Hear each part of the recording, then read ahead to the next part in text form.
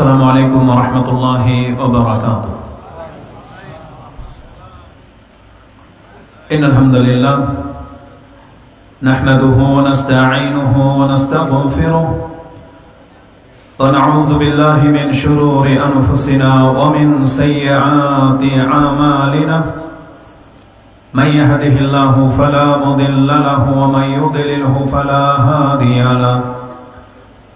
وأشهد أن لا إله إلا الله وحده لا شريك له. وأشهد أن نبينا محمد عبد الله ورسوله صلى الله وسلم وبارك عليه وعلى آله وصحبه أجمعين. أما بعد فإن أصدق الحديث كلام الله وخير الهدي هدي محمد صلى الله عليه وسلم وشر الأمور محدثاتها وكل محدثة بدعة وكل بدعة ضلالة وكل ضلالة في النار.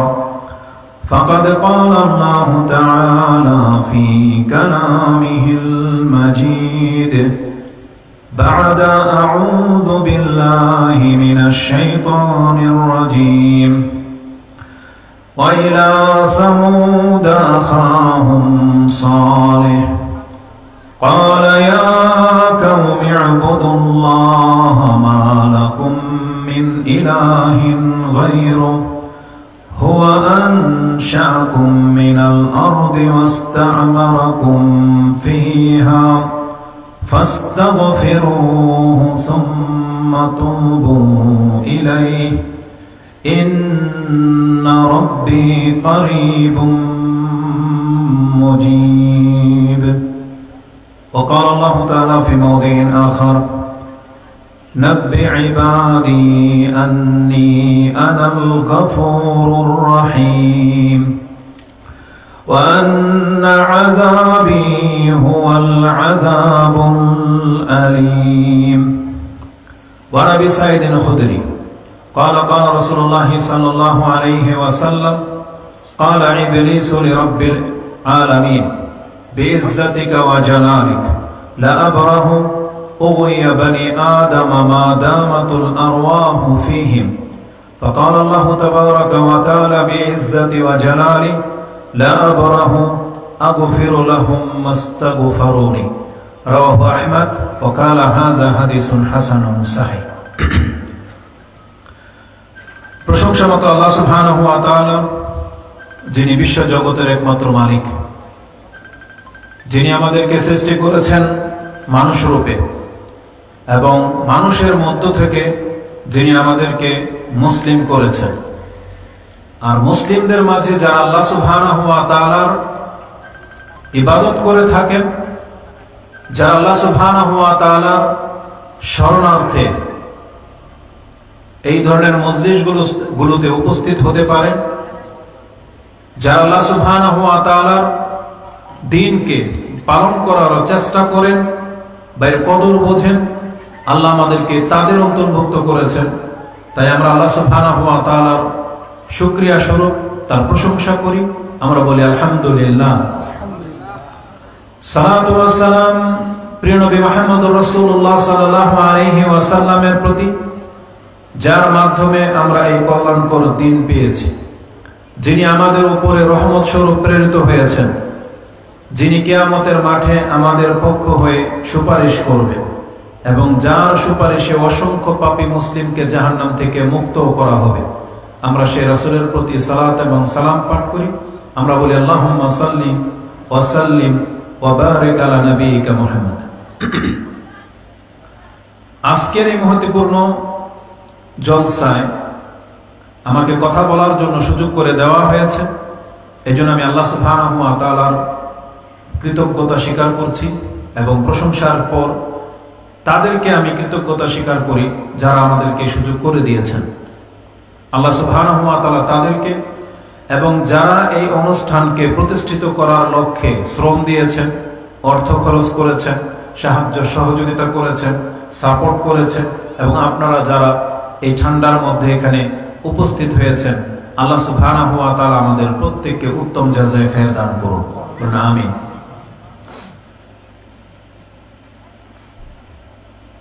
পরিস্থিতি আমাদের এমন যে কোন বিষয় নিয়ে কথা বলা যায় সেটাই ঘাটতি দেখা দেবে।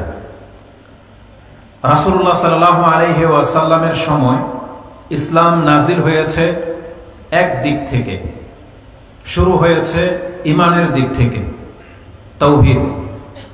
আর যারা আল্লাহ সুবহানাহু ওয়া তাআলার প্রতি ঈমান এনেছে তাদেরকে ইসলামের এক একটি বিধান জানানো হয়েছে এবং তারা মেনে নিয়েছে। এমন একজন মুসলিমও পাওয়া যাবে না যারা আল্লাহর প্রতি ঈমান এনেছেন তারপরে কোন একটা হুকুম নাজিল হয়েছে আর তিনি এই হুকুমের বিরুদ্ধাচরণ করেছেন, এমন একজনও সাহাবী আপনি পাবেন না। বরং যেই দিন থেকে ইসলামের যেই বিষয়টা নাজিল হয়েছে ওই দিন থেকে তারা পালন করা শুরু করে দিয়েছেন, তারা পিছপা হয়নি, কোন রকমের ওজর আপত্তি পেশ করেনি। যেমনটা আমরা দেখতে পাচ্ছি সালাতের ক্ষেত্রে, যেমনটা আমরা দেখতে পাচ্ছি নেশা থেকে বিরত থাকার ক্ষেত্রে, যেমনটা আমরা দেখতে পাচ্ছি পর্দার ক্ষেত্রে। ইসলামের যে কোনো একটা বিধান নিয়ে নেন যেটা জাহেলিয়াতের যুগে তাদের অজানা ছিল, তারা এটাকে পাপ মনে করতেন না, কিন্তু যখনই তাদেরকে জানানো হয়েছে এটা পাপ, এটা হারাম, সাথে সাথে তারা ঈমানের দাবিতে সেগুলোকে মেনে নিয়েছেন। তারা কোনো রকমের ঢিনাই করেননি যে হ্যাঁ মানতে সময় লাগবে, অভ্যাস হয়ে গেছে, নেশা ছাড়তে পারি না, মাতাল বেপর্দা হয়ে গেছি, সারা জীবন তো এইভাবে চললাম, এখন পর্দা করতে একটু সময় লাগবে। যেমন আমাদের অনেকে বলে এরকম যে তার স্ত্রীকে যখন নামাজের কথা বলে, পর্দার কথা বলে যে সময় লাগবে, আস্তে আস্তে ঠিক হয়ে যাবে। যদি শ্বশুর শাশুড়ির কাছে বিচারও দেয় তখন বলে যে সবকিছু কেন একদিনে হয় নাকি, মানিয়ে চলো, আস্তে আস্তে ঠিক হয়ে যাবে। অথচ আমরা দাবি করি আমরা মুসলিম। এই রকমের ওয়াজ মাহফিল এটা আজকে নতুন নয়, হয়তো যুগ যুগ ধরে চলে আসছে। প্রত্যেক জুমায় খুতবা হচ্ছে, কিন্তু খুতবাতে এই মাহফিলে বা যে কোনো উপদেশমূলক কথায় আমরা কতজন ব্যক্তি আছি যে তা থেকে উপদেশ গ্রহণ করি? খুব কম। বরং পৃথিবীর মেজর পার্সন তারা ইসলামের বিমুখ চলে, ইসলাম থেকে মুখ ফিরিয়ে নিচ্ছে, ইসলামের আমলগুলো তারা করে না, বরং চরিত্র যেমন তেমনই থেকে যায়। এমন যদি হতো যে এই ওয়াজ মাহফিলের পরে আগামীকাল যে সমস্যাগুলো নিয়ে কথা বলা হচ্ছে তারা সবাই তওবা করে নিয়েছে, কালকে থেকে এখানে যতজন মানুষ উপস্থিত হয়েছেন একজন আর বেনামাজি নাই, একজন আর বেপরদা হয়ে ঘুরবে না, তখন এটা হতো প্রশংসনীয়। আর এইভাবে এক একটা মাহফিলের মধ্যে যদি মানুষ নিজের পরিবর্তন ঘটাতো তাহলে এই ধরনের মাহফিলের সার্থকতা হতো। কিন্তু রেজাল্ট কিন্তু উল্টা। বরং কিছু মানুষ আছে যারা কথা শুনতে আসে মজা নেওয়ার জন্য, কিছু মানুষ আছে স্বয়ং বক্তাকেই শিখাবে, সে জাস্টিফাই করবে ভুল না সঠিক, সে নির্ণয় করবে এটা গতকাল কি ঘটবে। আর কতক মানুষ আছে যারা সেটাকে হুজুরদের কথা এভাবে নেবে, মানে তারা হক আর হুজুররা যেগুলো বলে তো বলুক, এরকম। এমন হয়ে গেছে আজকে আমাদের ইসলামের উপদেশগুলো। কিন্তু রাসূলুল্লাহ সাল্লাল্লাহু আলাইহি ওয়াসাল্লাম যখন উপদেশ দিতেন তার শ্রোতারা সাহাবায়ে কেরামরা কখনো সেটা এই সেন্সে নিতেন না, বরং সেটা নিতেন তাদের পরিবর্তনের জন্য, পরিবর্তন ঘটাতেন। আর তার নজির অনেক আছে। মদ হারাম হওয়ার ব্যাপারে যেটা নাজিল হয়েছে যে যখন মদকে হারাম করে দেওয়া হয়েছে রাসূলের মুখ থেকে শুনেন নাই, এখানে মদের বৈঠক চলতেছে, একজন সাহাবী শুধু এখান দিয়ে যাচ্ছে আর বলতেছেন হুররিমাতিল খামার, হুররিমাতিল খামার, খামার মানে মদকে হারাম করে দেওয়া হয়েছে, এই কথাটা শুধু কানে আসছে। রেজাল্ট কি? কারো হাতে গ্লাসে মদ ছিল। আবার কোন একজন সাহাবী তার মুখে ছিল, মাত্র মানে নিয়েছে মুখে, আর তার কান শুনেছে যে মদকে হারাম করে দেওয়া হয়েছে। আমাদের চরিত্র হলে কি করতাম আমরা? মুখেরটা তো গিলতামই, বরং বলতো যে শেষবারের মতো একটু টান দিইনি, হয়তো মটকা পর্যন্ত খেয়ে ফেলতো ওই বৈঠকে। কিন্তু সাহাবা একরামদের চরিত্র এমন ছিল না, ওই মুখের টুকু গিলে নাই, বমি করে বা মুখ থেকে ফেলে দিয়েছে, কারণ তার কান শুনছে। কারণ এই কানটা হচ্ছে মুসলিমের কান, এই কান হলো ইমানদার ব্যক্তির কান। কান শুনছে যেটা হারাম, থেমে গেছে, তার মুখ হলক বন্ধ হয়ে গেছে, আর নামতে পারে নাই নিচে, কারণ যখন ব্যক্তি হচ্ছে মুসলিম। এইভাবে প্রত্যেকটা জিনিস, তাদের কানকে কতটা আল্লাহ সুবহানাহু ওয়া তাআলা কাজে লাগানোর তৌফিক দিয়েছিলেন। কিবলা, যেটা তাদের ধর্ম, কিবলা ছিল বাইতুল মুকাদ্দাসের দিকে, তারা অলরেডি নামাজে রুকুতে কান শুনছে যে কিবলাকে পরিবর্তন করে দেওয়া হয়েছে, তারা এটা বলেনি যে নামাজটা শেষ করে নেই, তারপরে আমরা দেখবো আসল ঘটনা কি। কিন্তু যেহেতু রাসূলুল্লাহ সাল্লাল্লাহু আলাইহি ওয়াসাল্লামের কোন সাহাবী মিথ্যা বলে না, আর যিনি শুনছে তিনিও আল্লাহর রাসূল সাল্লাল্লাহু সাহাবী, এই জন্য তিনি জানতেন যে মানুষ কখনো নিজের পক্ষ থেকে সংবাদ দিতে পারে না, তাই ওই সংবাদকে গ্রহণ করা হয়েছে। এবং নামাজরত অবস্থায় কাতার না ভেঙে দিয়ে এই দিকে কিবলা ছিল, পুরো কম্পাসের মতো ঘুরে গেল বাইতুল মুকাদ্দাস দিক থেকে কাবা ঘরের দিকে। ঈমান, এটা কেন করতে বাধ্য হয়েছে তারা? ঈমান, কারণ আল্লাহ এবং তার রাসূল যখন কোনো কাজে তাদেরকে ডাকে, তাদেরকে বলা হয়েছে তোমরা সাড়া দিয়ে দাও।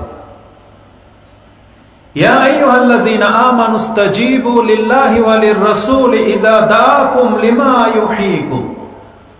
সূরা আনফাল 8 নম্বর সূরার 24-25 থেকে আপনি পড়েন, তার মধ্যে এই আয়াতটি আপনি পেয়ে যাবেন, যেখানে আল্লাহ সুবহানাহু ওয়া তাআলা বলেছেন, ইয়া আইয়ুহাল্লাযীনা আমানু ইসতাজীবু লিল্লাহি ওয়া লির-রাসূল, তোমরা আল্লাহ এবং তার রাসূলের ডাকে সাড়া দিয়ে দাও। লিমা ইউহয়িকুম, কারণ এর মধ্যেই তোমাদের জীবন আছে। আল্লাহ এবং তার রাসূল আমাদেরকে যেটা বলেন, এটার মধ্যে আমাদের জীবন আছে। কোন জীবন? প্রকৃত জীবন। ওয়ামা হায়াতুদ দুনিয়া, যেমন কোরআনের বহু জায়গায় আল্লাহ বলেছেন ইল্লা মাতাউল গুরুর। আর দুনিয়ার জীবন তো হচ্ছে সামান্য ভোগ বিলাসিতার জীবন, ধোঁকার বস্তু। মানুষ প্রতারিত হয়ে যায় এই দুনিয়ার জীবনে, এটাকে দেওয়া হয়েছে পরীক্ষা স্বরূপ। কিন্তু আমাদের মূল জীবন হচ্ছে পরকালের জীবন, আখিরাতের জীবন। কিন্তু আমরা সেই জীবনটাকে বেছে নিতে চাচ্ছি না, আমরা ধোঁকা খেয়ে গেছি অলরেডি। এই যে যারা আমাদের মধ্যে পরিবর্তন আসে না, শুধু কথা শুনি কিন্তু নিজে একটু চিন্তা করি না, আবার আমরা আমাদের আপন চরিত্রের মধ্যে বহাল থাকি, এটা হলো ধোঁকায় পড়ে যাওয়া। প্রত্যেকটা ব্যক্তি, আপনি এটা হয়তো রিয়ালাইজ করতে পারতেছেন না, অনুভব করতে পারতেছেন না যে আপনি দুনিয়ার ফিতনায় পড়ে গেছেন। এটা আমরা অধিকাংশ মানুষ বুঝতেছি না, কারণ আমরা এটাকে কি মনে করি? খামখেয়ালি, হেয়ালি ভাবে নিচ্ছি। কোরআনে আল্লাহ সুবহানাহু ওয়া তাআলা বলেছেন লাহিয়াতান কুলুবুহুম, তাদের অন্তর হচ্ছে দুদুল্যমান। লাহিয়াতান কুলুবুহুম, আজকে অধিকাংশ মানুষের একই অবস্থা। কারণ আল্লাহ সুবহানাহু ওয়া তাআলা এটা সূরা আম্বিয়ার শুরুতেই বলেছেন ইকতারাবা লিন-নাসি হিসাবুহুম ওয়া হুম ফি গাফলাতিন মুরিদুন, মানুষের হিসাব নিকাশের সময় অত্যন্ত নিকটে চলে আসছে, অথচ সেই ব্যক্তি গাফিলতিতে মুখ ফিরিয়ে আছে। এটা আজকে আমাদের সবার চরিত্র। সকাল হলেই সন্ধ্যা পর্যন্ত আমরা কোন কাজে ব্যস্ত, এটা আপনি একবার নিজে চিন্তা করে দেখবেন যে আমরা কোন কাজে ব্যস্ত। আমাদের মা বোনরা সারাদিন যে কোন কাজে সে ব্যয় করে, তাকে হিসাব করতে বলেন, তাহলে বুঝতে পারবেন আমরা কে কতটা দুনিয়াদার হয়ে গেছি বা কে কতটা ধর্ম থেকে উল্টা পথে হাঁটি। আর এটা এতটা মারাত্মক একটা বিষয়, আর এটা এতটা ভয়ঙ্কর একটা অবস্থানে আমরা আছি। রাসূলুল্লাহ সাল্লাল্লাহু আলাইহি ওয়াসাল্লাম কিন্তু আমাদেরকে জানিয়ে দিয়েছেন যে আমাদের মধ্যে কয়জন ব্যক্তি জান্নাতে এবং কয়জন ব্যক্তি জাহান্নামে। আমাদেরকে সেটা নির্ণয় করার রিপোর্টও জানিয়ে দিয়েছেন যে এটা আপনি সহজেই নির্ণয় করতে পারবেন। কিসের ভিত্তিতে? কর্মের ভিত্তিতে। ইমাম মুসলিম রাহিমাহুল্লাহ তিনি আলী রাদিয়াল্লাহু তাআলা আনহু থেকে একটা হাদিস কোট করেছেন যে একদিন কোন এক জানাজাতে আমরা বসা ছিলাম, রাসূলুল্লাহ সাল্লাল্লাহু আলাইহি ওয়াসাল্লাম বসেছিলেন, তার হাতে একটা লাকড়ির টুকরা ছিল, ইয়ানকুতু বিহিল আরদ, তিনি তা দিয়ে জমিনে এরকম আঁকাকি করছেন, কিছু যার ঠিকানা জান্নাতে না হয় জাহান্নাম। এই কথা শুনে সাহাবায়ে কেরামরা জিজ্ঞেস করলেন ফালিমা না'মালু ইয়া রাসূলুল্লাহ, তাহলে আমরা কর্ম কেন করব? যখন জান্নাত আর জাহান্নাম ফাইনাল হয়ে আছে, তাহলে আমাদেরকে কর্ম করতে হয় কেন? এই যে জবাবটা রাসূলুল্লাহ সাল্লাল্লাহু আলাইহি সাল্লাম দিয়েছেন, এটা আমাদের প্রত্যেকের জন্য এটা স্মরণ রাখার মতো একটা কথা। রাসূল বলেছেন মালু, বরং তোমরা কর্ম করো। কুল্লুন মুয়াসসারুন লিমা খুলিকা লাহু, কারণ প্রত্যেক ব্যক্তির জন্য ওই কাজটা করা সহজ হয়ে যাবে যেই কাজের জন্য তাকে সৃষ্টি করা হয়েছে। এখন কারো জন্ম যদি জান্নাতের জন্য হয়ে থাকে, তাহলে জান্নাতের যে কাজগুলো আছে সেগুলো করা, আর যার সৃষ্টিটা হয়েছে জাহান্নামের গুলো আছে সেগুলো করা তার জন্য সহজ হয়ে যাবে। তাহলে সারাদিন কিন্তু আমাদেরকে আল্লাহ সুবহানাহু ওয়া তাআলা কোনো না কোনো কাজেই ব্যস্ত করে রাখেন। এখন আমাদেরকে দেখতে হবে আজকে আমরা সারাদিন কোন কাজে ব্যস্ত ছিলাম। সময় তো পার হয়ে চলে গেছে, এটা তো আর ফিরত আসবে না। তো ফজর থেকে নিয়ে এই যাবত আমরা কে কতগুলো ভালো কাজ করেছি এবং জান্নাতের জন্য করেছি, এটা একটা নোট করতে হবে। এবং জান্নাতের চিন্তা রাখি নাই, পরকালের চিন্তাই আজকে করি নাই, এমন কতগুলো কাজ বা কতটা সময় আজকে আমরা নষ্ট করেছি, এটা 2 পৃষ্ঠায় লিখলে আমার মনে হয় আজকের রেজাল্ট আমাদের সামনে চলে আসবে। ঠিক এইভাবে যদি আমরা অতীতের সমস্ত কাজগুলো বয়সটা যদি আমরা নিজেরা নিজে হিসাব রাখি, তাহলে আমাদের প্রত্যেকের সামনে রেজাল্ট চলে আসবে যে আমি জান্নাতি না জাহান্নামী। এই কথাগুলো আমি একজন সাধারণ ব্যক্তি হিসেবে আপনার কাছে বলতেছি, কিন্তু কথাগুলো তো আমার না, এই কথাগুলো তো কোরআন এবং হাদিসে রয়েছে। ঈমান থাকলে আমাদের ঈমানকে তাজা করতে হবে, কারণ আল্লাহর পক্ষ থেকে কোনো ফেরেশতা নাজিল হয়ে এই কথাগুলো বলবে না, আর না আল্লাহ নিজে আসবেন, আর না এর বিকল্প কোনো কিছু আপনি আশা করতেছেন যে আল্লাহ নতুন করে যদি কোনো কিতাব নাজিল করে তাহলে হয়তো আমরা পরিবর্তন নিয়ে আসব। এমন যদি চিন্তা থেকে থাকে, তাহলে কোরআনের একটা আয়াত দিয়ে ভূমিকাটাকে আমি এখানে শেষ করে দিতে চাচ্ছি। যারা তওবা করতেছেন না বা যারা নিজেদেরকে পরকাল নিয়ে ভাবেন না, তাদের জন্য এই আয়াতটা আমি যথেষ্ট মনে করি। যে আয়াতটি আল্লাহ সুবহানাহু ওয়া তাআলা কোরআনে সূরা আনআম 6 নম্বর সূরার 158 নম্বর আয়াতে রেখেছেন। তাতে আল্লাহ সুবহানাহু ওয়া তাআলা বলেছেন, হাল ইয়ানজুরুনা ইল্লা আন তা'তিয়াহুমুল মালাইকা। এই লোকগুলো পৃথিবীবাসীর হলোটা কি? তারা তওবা করে আল্লাহর রাস্তা ধরে নিচ্ছে না কেন? তাদের পাপ থেকে তারা তওবা করে ফিরে আসছে না কেন? হাল ইয়ানজুরুনা ইল্লা আন তা'তিয়াহুমুল মালাইকা। তারা কি এটার জন্য অপেক্ষায় আছে যে আকাশ থেকে একজন ফেরেশতা নাজিল হয়ে তাকে বললে সে শুধরাবে? আও ইয়াতিয়া রাব্বুক, নাকি হে নবী আপনার রব নিজে আসতে হবে? মানে আল্লাহ বলছে আমি কি নিজে এসে তোমাকে বলবো যে শুধরাও, পরকালমুখী হও, তওবা করো, দুনিয়াদার ছাড়ো? এটা কি আল্লাহ নিজে এসে বললে কি লোকগুলো মানবে? আও ইয়াতিয়া রাব্বুক আও ইয়াতিয়া বাদু আয়াতি রাব্বিক, নাকি আপনার রবের সেই নিদর্শনের অপেক্ষায় আছে যেটা একদিন না একদিন আসবে। আল্লাহর এক নিদর্শন, সেটা কি? মালাকুল মউত। ইয়াউমা ইয়াতি বাদু আয়াতি রাব্বিক, যেই দিন তোমার রবের সেই নিদর্শনটা চলে আসবে। লাম আয়াতি রাব্বিক লাম লা ইয়ানফাউ নাফসান ঈমানুহা লাম তাকুন আমানাত মিন ক্বাবল আও কাসাবাত ফি ঈমানিহা খায়রা কুল ইনতাযিরু ইন্না মুনতাযিরুন। আল্লাহ সুবহানাহু ওয়া তাআলা রাসূলুল্লাহ সাল্লাল্লাহু আলাইহি সাল্লামকে বলতেছেন, যেই দিন তোমার রবের সেই নিদর্শন চলে আসবে, মানে মালাকুল মউত, সেই দিন কোন উপকারে আসবে না ওই ব্যক্তির, যেই ব্যক্তি নতুন করে ঈমান আনতে চাইবে। যে এখন হয়তো পশ্চিম দিক থেকে সূর্য উঠে গেছে বা তার মালাকুল মউত তার সামনে উপস্থিত হয়ে গেছে, আর সেই ব্যক্তি তখন বলবে যে আমি ঈমান আনছি, আমি তওবা করতেছি, সে আল্লাহর প্রতি বিশ্বাসী হবে।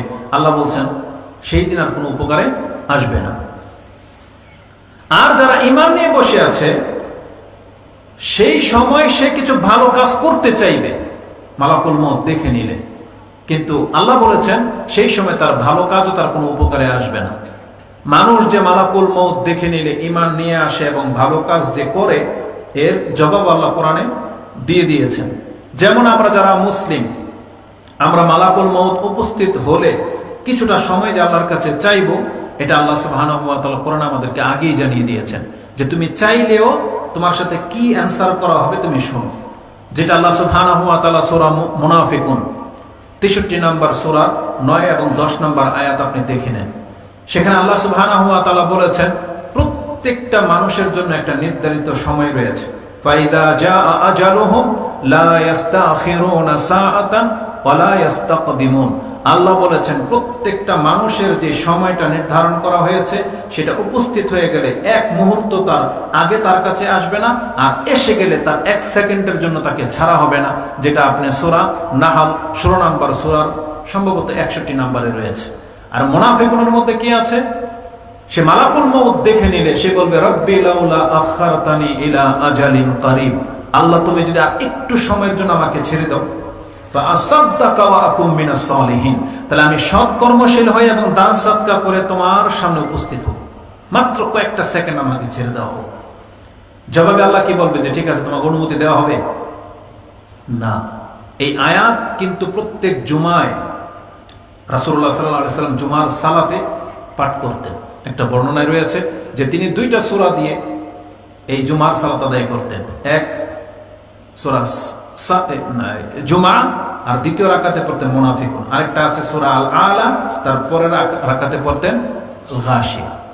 তাহলে মুনাফিকুন এর মধ্যে আমাদেরকে প্রতি সপ্তাহে স্মরণ করিয়ে দেওয়া হচ্ছে ওয়ালা ইউআখিরুল্লাহু নাফসান ইযা জাআ আজালুহা, প্রত্যেকটা ব্যক্তির সময় চলে আসলে তার সামান্য সময় তাকে ছাড় দেওয়া হবে না, ওই তখনই তার আত্মাকে গ্রহণ করা হবে। এটা আমরা সবাই জানি, কিন্তু আমাদের ঈমান কেন তাজা হয় না, এটা একটা বিষয়। আর যারা মনে করতেছেন যে আমি চালাক পাবলিক, আমি তো তওবা করে নেব মরার আগে, রেজাল্টটা যদি ফেরাউনের মতো হয়। আপনি কি জানেন ফেরাউনও তওবা করেছিল, কিন্তু কখন? টাইম পাস হয়ে যাওয়ার পর। ফেরাউন ঈমান এনেছিল এবং উত্তম ভাবে কালেমা পড়েছিল, যেটা হয়তো অধিকাংশ মুসলিম এইভাবে যে কালেমা পড়তে হয় এটা জানেনই না, যত সুন্দর করে ফেরাউন পড়েছিল। কোরআনে আল্লাহ সুবহানাহু ওয়া তাআলা সেটা উল্লেখ করে দিয়েছেন ফেরাউনের কথাটা কি ছিল। অথচ আমরা জানি হাদিসে আছে যার শেষ কালেমা হবে লা ইলাহা ইল্লাল্লাহ দাখালাল জান্নাহ, যে শেষবার বলতে পারবে মুখে লা ইলাহা ইল্লাল্লাহ, তাকে আল্লাহ মাফ করে দিবেন, তার রেজাল্ট জান্নাত। কিন্তু ফেরাউনও কিন্তু বলেছিল, এবং ফেরাউনের মৃত্যুর আগে কয়েক সেকেন্ড বা 1 মিনিট 2 মিনিট হয়তো কথা বলেছে আল্লাহর সাথে এবং ফেরেশতার সাথে, তার প্রমাণ কোরআনে আছে। যেমন ধরে নেন, একটা উদাহরণ নিয়ে নেন, সূরা ইউনূস 10 নম্বর সূরার 90-91 নম্বর এই আয়াতগুলো দেখেন। তাতে আল্লাহ সুবহানাহু ওয়া তাআলা বলেছেন, হাত্তা আল্লাহ যখন ডুবতে শুরু করলো তখন সে বলে কালা আমানতু আন্নাহু লা ইলাহা ইল্লাল্লাযী আমানাত বিহি বানু ইসরাঈলা ওয়া আনা মিনাল মুসলিমিন। এইভাবে ফেরাউন বলেছিল, সে বলেছিল যে আমি ঈমান আনলাম সেই সত্তার প্রতি যিনি ছাড়া সত্য কোনো ইলাহা নাই, যার উপরে ঈমান এনেছে বনি ইসরাঈলরা, আর আমি মুসলিমদের একজন। ও আনা মিনাল মুসলিমিন, ও নিজেকে মুসলিম দাবি করে মরেছিল। কোরআনে আল্লাহ সুবহানাহু ওয়া তাআলা এই কথাই বলেছেন, ইয়া আইয়ুহাল্লাযীনা আমানুত্তাকুল্লাহা হাক্কা তুকাতিহি ওয়া লা তামুতুন্না ইল্লা ওয়া আনতুম মুসলিমুন, যেটা আপনি সূরা আলে ইমরান 3 নম্বর সূরা 102 নম্বর আয়াতে পেয়ে যাবেন, যেটা প্রত্যেক খুতবায় খতিবরা বলে থাকে যে দেখো আল্লাহকে যথার্থ ভয় করার চেষ্টা করো, আর মুসলিম না হয়ে কিন্তু মইরো না। এই জ্ঞান ফেরাউনেরও ছিল। ফেরাউনও এতদিন দাওয়াত পেয়ে পেয়ে এটা জ্ঞান অর্জন করে নিয়েছিল যে আমাকে মুসলিম হয়ে মরতে হবে, কিন্তু ওইটা প্রকাশ করেনি। প্রকাশ করেছে কখন? ওই মরার সময়। কিন্তু মরার সময় যখন ও তওবা করেছে, আল্লাহ সুবহানাহু ওয়া তাআলা জবাবটা কি দিয়েছেন, ওটা আমাদের ওই প্রত্যেক ব্যক্তির জন্য জবাব হবে যারা মালাকুল মউত দেখে নেওয়ার জন্য অপেক্ষায় আছেন। আল্লাহ বলেছিল আল আন ওয়াকাদ আসাইতা মিন ক্বাবলু ওয়া কুনতা মিনাল মুফসিদিন, একটু আগেই না তুমি বিরুদ্ধাচরণকারী ছিলা, তুমি না ফাসাদকারী ছিলা। ওয়া কুনতা মিনাল মুফসিদিন, তুমি ফাসাদকারী ছিলা। তাহলে একটু আগেই যদি ফেরাউন এই কালেমাটা পড়ে নিতে পারত সমুদ্রে নামার আগেই, তাইলে কিন্তু জিতে যায়। তখন রাসূল সাল্লাল্লাহু আলাইহি ওয়াসাল্লামের ওই হাদিসের উপরে তার মৃত্যুটা হয়ে যায়, যে মালাকুল মউত দেখে নেওয়ার পূর্বে যদি কোনো ব্যক্তি লা ইলাহা ইল্লাল্লাহ বলতে পারে, তাহলে ওই যে বনী ইসরাঈলের এক ব্যক্তি 100টা মানুষকে হত্যা করেছিল না, এই ব্যক্তির মতো হয়ে যেত, যেটা বুখারী মুসলিমে রয়েছে। ইমাম মুসলিম এবং বুখারী দুজনেই তাদের তওবার অধ্যায়ে এই হাদিস এনেছেন, যেটা আপনি মুসলিমে 50 নম্বর অধ্যায় পেয়ে যাবেন, যে একজন ব্যক্তি তোমাদের পূর্বে 100টা মানুষকে হত্যা করেছে, কাতালা মিয়াতা নাফসান। তারপরে তাকে বলা হয়েছে কোন একজন আলেমের কাছে গিয়ে, হাল্লাহু মিন তাওবাতিন, এর কি তওবার রাস্তা খোলা আছে? তখন বলেছে নাম, ওমা ইয়াহুলু বাইনাহু ওয়া বাইনা তাওবাতিহি, কে আছে তার আর তওবার মাঝে আর হয়ে দাঁড়াইতে পারে? অবশ্যই তার তওবার রাস্তা খোলা আছে। সেই ব্যক্তি প্রস্তুত হয়ে গেল, সে সৎলোকদের এরিয়াতে যাওয়ার ইচ্ছা পোষণ করলো। 1-2 কদম যেতে না যেতেই তার মালাকুল মউত তার কাছে উপস্থিত হয়ে গেল। কিন্তু এই লোকটা কিন্তু জানতো না যে একটু পরে তার কাছে মালাকুল মউত চলে আসবে। আল্লাহর দয়া হলো, যে আল্লাহ সুবহানাহু ওয়া তাআলা 100টা হত্যা করার পরেও তার তওবাটাকে গ্রহণ করে নিলেন এবং এই ব্যক্তিকে জান্নাতি ঘোষণা করে দিলেন। এবং আল্লাহ তাকে ক্ষমা করার জন্য কি প্ল্যান করেছেন? তার রূহ যখন কবজ করা হবে তখন 2 রকম ফেরেশতা নাজিল হয়েছে। আযাবের ফেরেশতা নাজিল হয়েছে, রহমতের ফেরেশতা নাজিল হয়েছে। এখন আত্মাটা গ্রহণ করবে কে, এটা নিয়ে তাদের মধ্যে দ্বন্দ্ব দেখা দিল।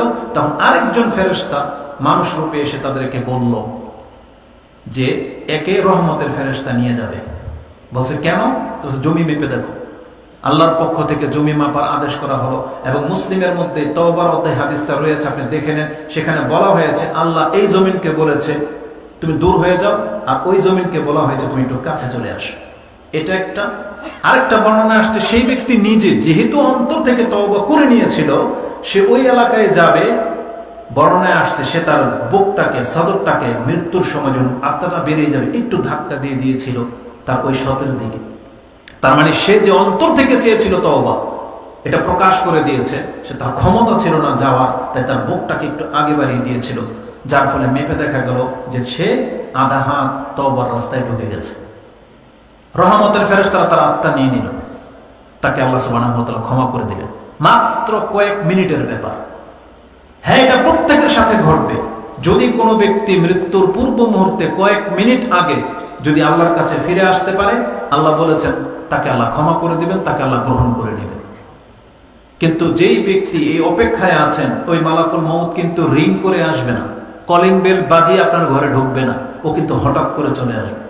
কারণ আল্লাহ সুবহানাহু ওয়া তাআলা প্রত্যেকটা মানুষের একটা নির্দিষ্ট সময় বেঁধে দিয়েছেন, আর ওই সময় মোতাবেক ওই মালাকুল মউত উপস্থিত হয়ে যাবে। কিন্তু আমাদের কার কাছে কখন আসবে এটা আমাদেরকে জানানো হয়নি। আল্লাহ সুবহানাহু ওয়া তাআলা সূরা লোকমানের শেষ আয়াতে আমাদেরকে বলেছেন ওমা তাদরি নাফসুন বিআইয়ি আরদিন তামুত। পৃথিবীর কোনো মানুষ জানে না যে কোন জমিনে কোথায় তার মৃত্যুটা হবে, কেউ জানে না। এটার মধ্যে স্থান বলে দিয়ে সময় বলে দেওয়া হয়েছে। যেন আমরা সবাই এখানে বসা, আমরা জানি না কোন স্থানে আমাদের মৃত্যু হবে। তার মানে পুরো জমিনটা তো আপনি 1 কদম 2 কদম দিয়ে এগোন, 1 কদম পরে মৃত্যু আসবে না 10 কদম পরে মৃত্যু আসবে, আল্লাহ বলছেন এটা কেউ জানে না, এটা যখন তখন চলে আসতে পারে। তাহলে বিচক্ষণ কারা? বিচক্ষণ হলো যারা জানলো যে আল্লাহ সুবহানাহু ওয়া তাআলার কাছে তওবা করে ফিরে আসতে হবে, আমি ভুল পথে আছি, আর কোন একজন ব্যক্তি আমাদেরকে বলে দিচ্ছে যে তোমার এই পথটা ভুল, এই পথে আসো। তাহলে জ্ঞানীদের কাজ হলো ওই কথাটা তৎক্ষণাৎ গ্রহণ করে নেওয়া, যেটা আমরা দুনিয়ার ক্ষেত্রে করি। দুনিয়ার ক্ষেত্রে আমরা কি করি? যেমন আপনাদের পর্যন্ত যখন আসছি, রাস্তার মধ্যে জিজ্ঞাসা করা হয়েছে যে চাঁপাইনবাবগঞ্জের সদর রাস্তা কোন দিকে, তখন আমাদেরকে বলে দেওয়া হয়েছে আপনারা তো ভুল রাস্তায় আসছেন, রাস্তাটার পেছনে ফেলে রেখে আসছেন। এখন আমাদের কাজ কি? আমরা কি কথা বলবো? যেতেই থাকি, দেখা যাক। এটা করি? আপনিও করেন না, কেউ করে না। দুনিয়ার পথ চলার ক্ষেত্রে এটা কেউ করেন না। আপনি তখনই সিদ্ধান্ত গ্রহণ করেন যখন একজন জ্ঞানী ব্যক্তি আপনাকে বলে দিল যে রাস্তা তো এটা, তখন আমরা সেই রাস্তাই অবলম্বন করি। আর যিনি হচ্ছেন সব থেকে বেশি জ্ঞানী, যাকে আমাদেরকে সতর্ক করার জন্যই পাঠানো হয়েছে, যখন আমাদের নবী মুহাম্মদুর রাসূলুল্লাহ সাল্লাল্লাহু আলাইহি ওয়াসাল্লাম আমাদেরকে ডেকে বলতেছেন ফাফিরু ইলাল্লাহ ইন্নী লাকুম মিনহু নাযীরুম মুবিন, আসো আল্লাহর দিকে ফিরো, আমি তোমাদের জন্য প্রকাশ্য সতর্ককারী হয়ে এসেছি। আমাদের রাসূল বলতেছেন, যেটা কোরআনে আপনি সূরা আয-যারিয়াত 51 নম্বর সূরার 49, 50, 51 নম্বর আয়াতে পেয়ে যাবেন। যে ফাফিরু ইলাল্লাহ 50 নম্বর আয়াতে পেয়ে যাবেন ইন্নী লাকুম মিনহু নাযীরুম মুবিন, আমি তোমাদের জন্য প্রকাশ্য সতর্ককারী। রাসূলুল্লাহ সাল্লাল্লাহু আলাইহি ওয়াসাল্লাম আমাদেরকে সব রকমের কল্যাণকর পথ বলে দিয়েছেন এবং যতগুলো অকল্যাণকর পথ আছে আমাদেরকে কিন্তু সাবধান সতর্ক করেছেন। কিন্তু আমরা অধিকাংশ মুসলিমরা আমাদের নবীর কোনো কথাই আমরা শুনি না। আমরা কার জীবনী নিয়ে ব্যস্ত, কোন থিওরির উপরে আমরা চলি, আপনি অধিকাংশ মুসলিম এটা বলতে পারবেন না। অথচ আপনি মুখে বলতেছেন আপনি মুসলিম, আমাদের কিতাব হচ্ছে কোরআন এবং সুন্নাহ হাদিস, অথচ কোরআন সুন্নাহর সাথে আমাদের ব্যক্তিগত প্র্যাকটিক্যাল জীবনের কোনো সম্পর্কই নেই। আমাদের মা বোনদের জীবন যাত্রা দেখেন, যেমন ভাই একটু আগে বলে গেল উত্তম পরিবারের জন্য মহিলাদের উদারতার কথা বলে গেল। আমি মনে করি তার চাইতে বেশি জরুরি হচ্ছে মহিলা তার রবকেই চিনে না, আল্লাহকে চিনতে হবে প্রথম। যেই মহিলার উদাহরণ দেওয়া হয়েছে আবু তালহা, উম্মে তালহা, তারা প্রথমে আল্লাহকে চিনেছেন, তারা এর গুরুত্ব বুঝেছেন, তার জীবনটা রিয়ালাইজ করতে পেরেছেন যে আসলে আমাদের জীবনটা কি, কিন্তু আমরা সেই শিক্ষা গ্রহণ করিনি। এই জন্য এই বক্তব্য শোনার পর হয়তো আপনি আপনার স্ত্রীর কাছে এটা রেসপেক্ট করেন, আশা করেন যে ও এই চরিত্রের হবে, কিন্তু আমি বলতেছি হবে না। এই জন্যই হবে না কারণ আমরা পুরুষরা কিন্তু ভিন্ন চরিত্রের, আমরা ওই চরিত্রের হইতে পারি না। আজকে আমি অধিকাংশ এই অঞ্চলগুলোতে ঘুরে যেটা দেখেছি, অধিকাংশ পুরুষ বিয়ে করেছেন মহিলাদেরকে দিয়ে গরু পালনের জন্য, আপনার ধান নেওয়ার জন্য, তাকে পর্দায় রাখবেন, তাকে ভালো পরিবেশ দিবেন, এই নিয়তে খুব কম পুরুষই বিয়ে করেছেন একজন কামলা। আপনার একটা রোজ কম লাগবে, গরুটা উনি দোয়াবে, দুধ দোয়াবে, পাকশাক করবে, সব কাজ করার পর ধান মারাই করে, এই সব কাজের জন্য আপনি বিয়ে করেছেন।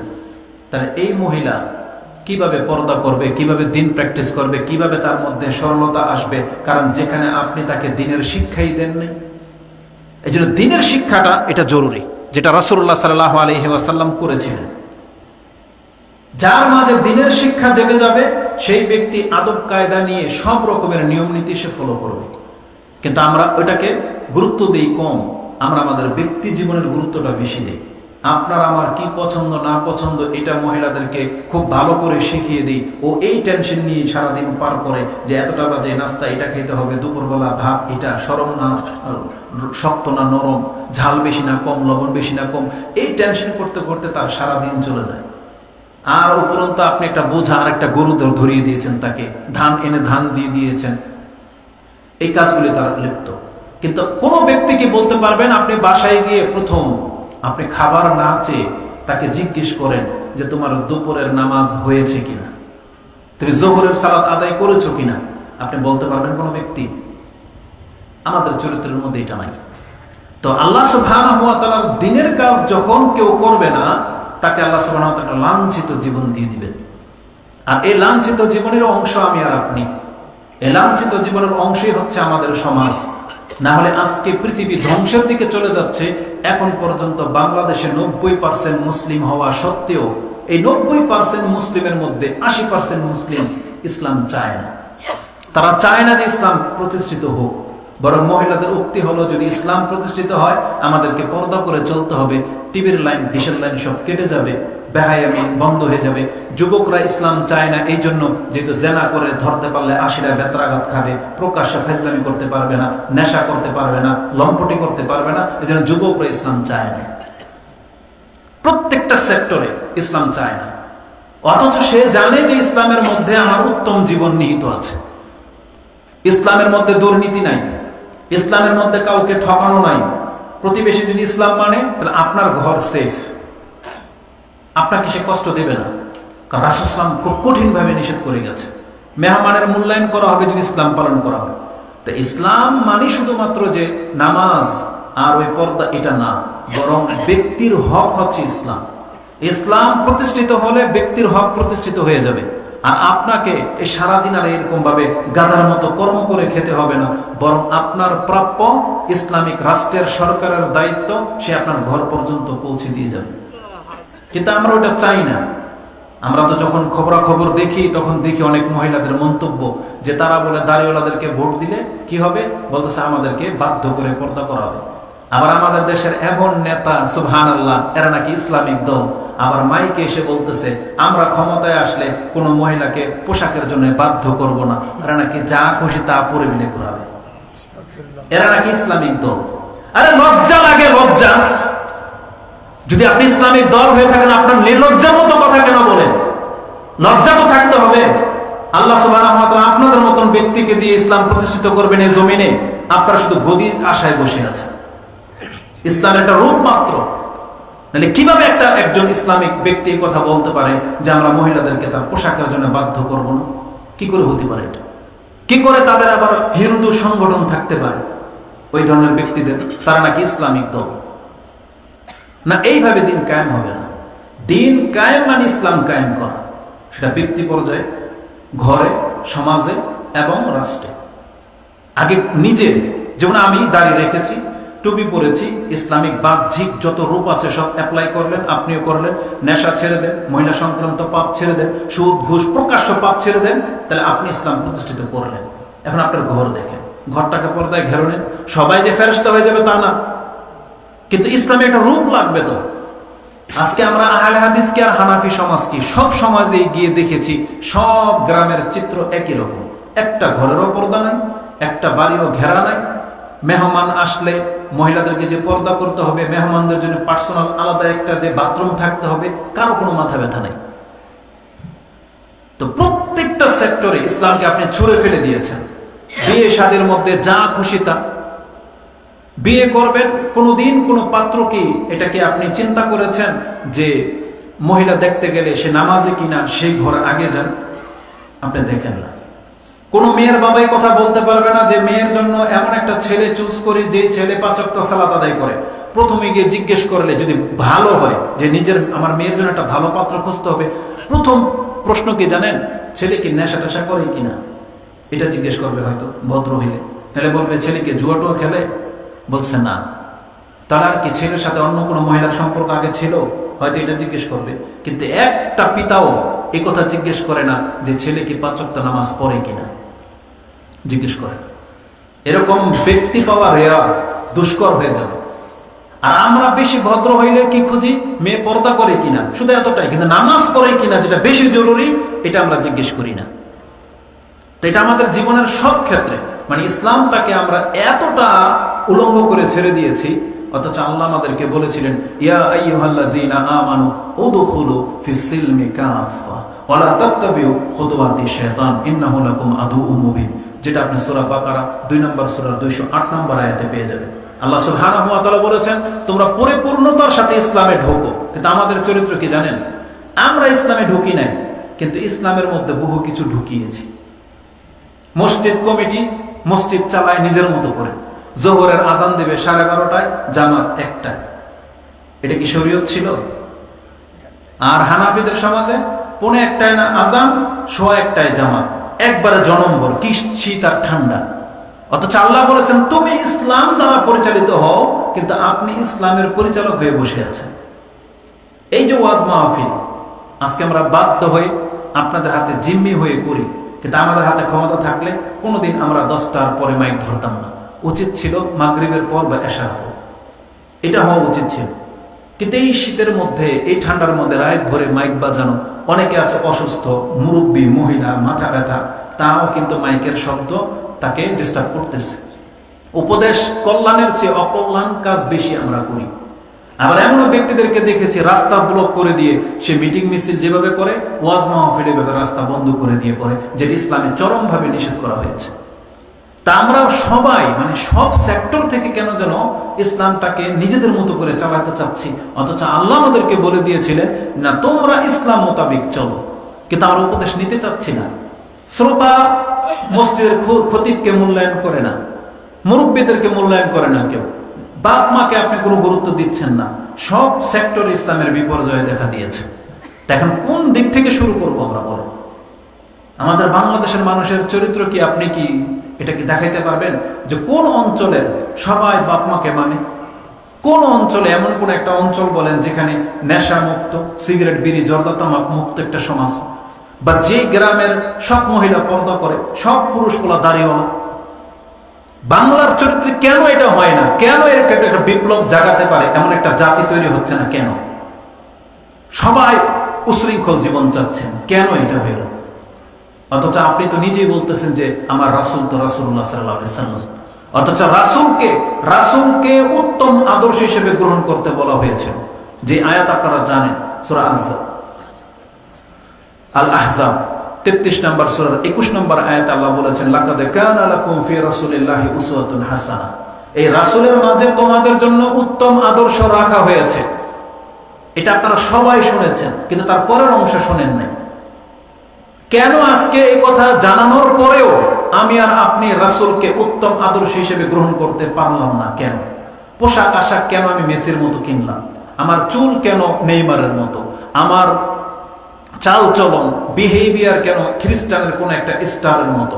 আমার কানের মধ্যে ওই গায়কের মতো দুল কেন? আপনি এটা চিন্তা করেন, রিয়েলাইজ করেন, আমার জীবনটা হিন্দুর মতো কেন? হিন্দু যেমন মন্দিরে যায় না, আপনি মসজিদে যান না। ওর মুখ দাড়ি যেমন, আপনার হুলিয়া তাই। ওর মুখে যেমন গন্ধ, আপনার মুখে তেমন গন্ধ। ওদের জীবনযাত্রা বিয়ে সাথে যেমন ঢাল ঢুক্কর দিয়ে হয়, আপনারটা ডাল ঢুক্কর ছাড়া বিয়ে হয় না। সবকিছুর ক্ষেত্রে ইসলামকে আপনি গর্দা উড়িয়ে দিয়েছেন। কেন হলো এটা? আল্লাহ এই আয়াতের মধ্যেই জবাব দিয়ে দিয়েছেন, এটা ইমানের মধ্যে ঘাটতি আছে। আল্লাহ বলছেন, লিমান কানা ইয়ারজুল্লাহা ওয়াল ইয়াউমাল আখিরা ওয়া যাকারাল্লাহা কাসীরা। এটা তো ওই ব্যক্তি পারবে যেই ব্যক্তি এটা বিশ্বাস করে নিয়েছে যে কিয়ামতের মাঠে আল্লাহর সামনে আমাকে দাঁড়াতে হবে। আল্লাহ সুবহানাহু ওয়া তাআলা বলেছেন, যেই ব্যক্তি এটা বিশ্বাস করে যে আল্লাহর সামনে আমাকে দাঁড়াতে হবে, সেই ব্যক্তি খুঁজবে আমার রাসূলের চেহারাটা কেমন ছিল। তো কি শিক্ষা দিয়েছেন? খাদ্যের আদব কি, পোশাকের আদব কি, ঘুমানোর আদব কি, তার ব্যক্তিগত জীবনের ইবাদত কি, কতটা আমল না করলেই না যে আমি জান্নাত হারাবো, অতটা আমল তো আমাদেরকে করতে হবে। আমাদেরকে যখন কেউ প্রশ্ন করে, কি প্রশ্ন করে জানেন? প্রশ্ন করে যে হুজুর বা শেখ বা ভাই বলেন তো দেখি, কি করলে একটা চাকরি পাওয়া যাবে বা রিজিকে বরকত হবে, এই পেরেশানি জীবন থেকে মুক্ত হওয়া যাবে। আর মহিলারা আমাদেরকে জিজ্ঞেস করে, এমন কোন আমল আছে হুজুর বলেন না, যাতে আমার মেয়েটার তাড়াতাড়ি বিয়ে হয়ে যায়। বুঝেন, এটা হচ্ছে তাদের প্রশ্ন। সাহাবা ইকরাম কিন্তু রাসূলুল্লাহ সাল্লাল্লাহু আলাইহি ওয়াসাল্লামকে এই ধরনের প্রশ্ন করতেন না। আর যদি করতেন অজ্ঞতাবশত, রাসূল এটা কোনোদিন পছন্দ করতেন না। এমন একটা ঘটনা রয়েছে যেটা আপনি 723 নম্বরে পেয়ে যাবেন সাহিহ ইবনে হিব্বানের মধ্যে। একজন বৃদ্ধ লোক রাসূল সাল্লাল্লাহু অনেক সম্মান করেছিল, আকরামা। তখন রাসূল সাল্লাল্লাহু তাকে বলেছিলেন, তোমার যখন প্রয়োজন হবে তুমি মদিনায় একবার আইসো। তখন সে সাহাবী যখন মদিনায় আসছে, তখন বলতেছে, সাল হাজাতাক, বলো তোমার কি প্রয়োজন, আমি মিটাতে পারি। এখানে একটা নোকতা বলে দিই, অপশন যখন রাসূল দেবে তখন উদ্দেশ্য হলো জান্নাত চেয়ে নিক, কারণ আল্লাহর পক্ষ থেকে তার কাছে ওহী করা হয়। তখন ওই মুহূর্তে হয়তো সে জান্নাত চাইলে জান্নাতই পাইতো। তখন সে বলতেছে, না কাতুন নারকাবুহা ওয়া আরাজুন বা আরজুন নাহলিকুহা ফি আহলি, আমাকে আপনি একটা উট দেন, যে উট দিয়ে আমি আমার পরিবার সহ ভ্রমণ করতে পারবো, আর একটা দুধের বকরি দেন, যেটা দিয়ে আমরা দুধ পান করে খেতে পারবো। রাসূল এত বেশি অসন্তুষ্ট হলেন বা রেগে গেলেন, তখন বললেন, আজাস্তু আন তাকুনু আজুজা বনি ইসরাঈল, তোমরা কি এতটাই অপরগ হয়ে গেলা যে তোমরা বনি ইসরাইলের সেই বৃদ্ধা মহিলার মতো হইতে পারলা না? তখন বলছো, অমা আজুজ বনি ইসরাইল ইয়া রাসূলুল্লাহ, বনি ইসরাইলের সেই মহিলার ঘটনাটা কি? তখন রাসূল সাল্লাল্লাহু আলাইহি ওয়াসাল্লাম বলেছেন, লাম্মা সারা মূসা বিবনি ইসরাঈলা, মূসা আলাইহিস সালাম যেই দিন তিনি বনি ইসরাইলকে নিয়ে রাতারাতি মিশর ছেড়ে দেওয়ার প্ল্যান করলেন, দাল্লাত তারিক, রাস্তা হারিয়ে ফেললেন। তখন তিনি বনি ইসরাইলের আলেমদেরকে ডাকলেন, এটা কেন হলো? এমন তো হওয়ার কথা ছিল না। তখন তারা বলেছিল, এটা হয়তো এই জন্য হয়েছে যে ইউসুফ আলাইহিস সালাম তিনি যখন ইন্তেকাল করেন, আমাদের কাছ থেকে একটা ওয়াদা নিয়েছিলেন যে তোমরা যখন মিশর ছেড়ে দেবে, সঙ্গে করে আমার লাশটাও নিয়ে যাবে, মিশরে আমার লাশ লিখে যাবে না, আমরা তার সাথে ওয়াদা করেছিলাম। তখন মূসা আলাইহিস সালাম বলতেছেন, তখন আইনা কবর ইউসুফ, তো ইউসুফের কবর কোথায়, কেমনে খুঁজে বের করবো, লাশ কোথায়? তখন বলছে, একজন বৃদ্ধা মহিলা জানে, আজুজ বনি ইসরাঈল, তাকে নিয়ে আসা হোক। এই বৃদ্ধা মহিলাকে নিয়ে আসা হয়েছে। আর তার যুগের রাসূল হচ্ছেন মূসা আলাইহিস সালাম। তখন রাসূল বলতেছেন মহিলাকে যে ইউসুফ আলাইহিস সালামের কবর কোথায় আছে দেখিয়ে দাও। সে বলতেছে, এক শর্তে দেখিয়ে দিব, ইন্না লি হুকমি, আমার একটা শর্ত আছে। বলছে, কি শর্ত? বলতেছে, আমি তোমার সাথে জান্নাতে থাকতে চাই। একজন বৃদ্ধা মহিলা তার রাসূলকে বলতেছেন, আপনার যে জান্নাত হবে উচ্চমানের জান্নাত, আমি সেই জান্নাতে থাকার অনুমতি চাই। ফাকারিহা যালিক, মূসা আলাইহিস সালাম অপছন্দ করলেন তার এই কথার জবাব দিতে। ফাআউহা আল্লাহু ইলাইহি, আল্লাহ মূসাকে ওহী করলেন, আতা হুকমাকি, তার ইচ্ছাটাকে তুমি পুরা করার ওয়াদা করে দাও। কি মনে করেন? একজন বৃদ্ধা মহিলা এতদিন লালন করে আছে, সুযোগ খুঁজতেছে যে কিভাবে তিনি জান্নাত হাসিল করবে। তিনি মূসা আলাইহিস সালামের কাছে দুনিয়ার কোনো কিছু চায় নাই, বলতেছে শুধু আপনি এটা গ্যারান্টি দিয়ে দেন যে আমি আপনার সাথে জান্নাতে থাকবো। আল্লাহ তাকে ওহী করে জানিয়ে দিলেন। মূসা কোন নবীর হাতে যে ক্ষমতা নাই, এটা এই হাদিস দিয়ে প্রমাণ করা হয়, কারণ আল্লাহ নাহলে ওহী করে জানাতেন না। তা বলছে ঠিক আছে, তার শর্তটা তুমি মেনে নাও। তার মানে আল্লাহ ডিসাইড করে রেখেছিলেন এই মহিলা যদি জান্নাত চায় জান্নাত পেয়ে যাবে। তাকে বলে দেওয়া হয়েছে যে হ্যাঁ, তুমি আমার সাথে জান্নাত থাকার অনুমতি পেয়ে গেছো। তখন ওই লাশ বের করা হয়েছে, তারপরে তারা রাতারাতি সেই অঞ্চল ছেড়ে দিয়েছিলেন। তো এটা সহিহ ইবনে হিব্বানের 723 নম্বরে রয়েছে। আমাদের রাসূল না বললে হয়তো আমরা কিচ্ছা হিসেবে উড়িয়ে দিতাম, কিন্তু হাদিস তো সহিহ। রাসূল বলেছেন, তোমরা কি ওই বুড়ি মহিলার মতো হইতে পারো না? সবকিছুর ক্ষেত্রে খালি দুনিয়া দুনিয়া চাও। আল্লাহর কাছে যখন তুমি দাঁড়ানোর তৌফিক পেয়ে গেছো, তাহলে তুমি আল্লাহর কাছে দাঁড়িয়ে তুমি জান্নাত কেন কামনা করো না? আবু সুফিয়ান রাদিয়াল্লাহু তাআলার মেয়ে হাফসা না, উম্মে হাবিবা রাদিয়াল্লাহু তাআলা, তিনি একদিন দোয়া করতেছেন, আল্লাহুম্মা মাত্তিনি বিজাওজি রাসূলিল্লাহ সাল্লাল্লাহু আলাইহি সাল্লাম ওয়া বিআবি সুফিয়ান ওয়া বিআখি মুআবিয়া।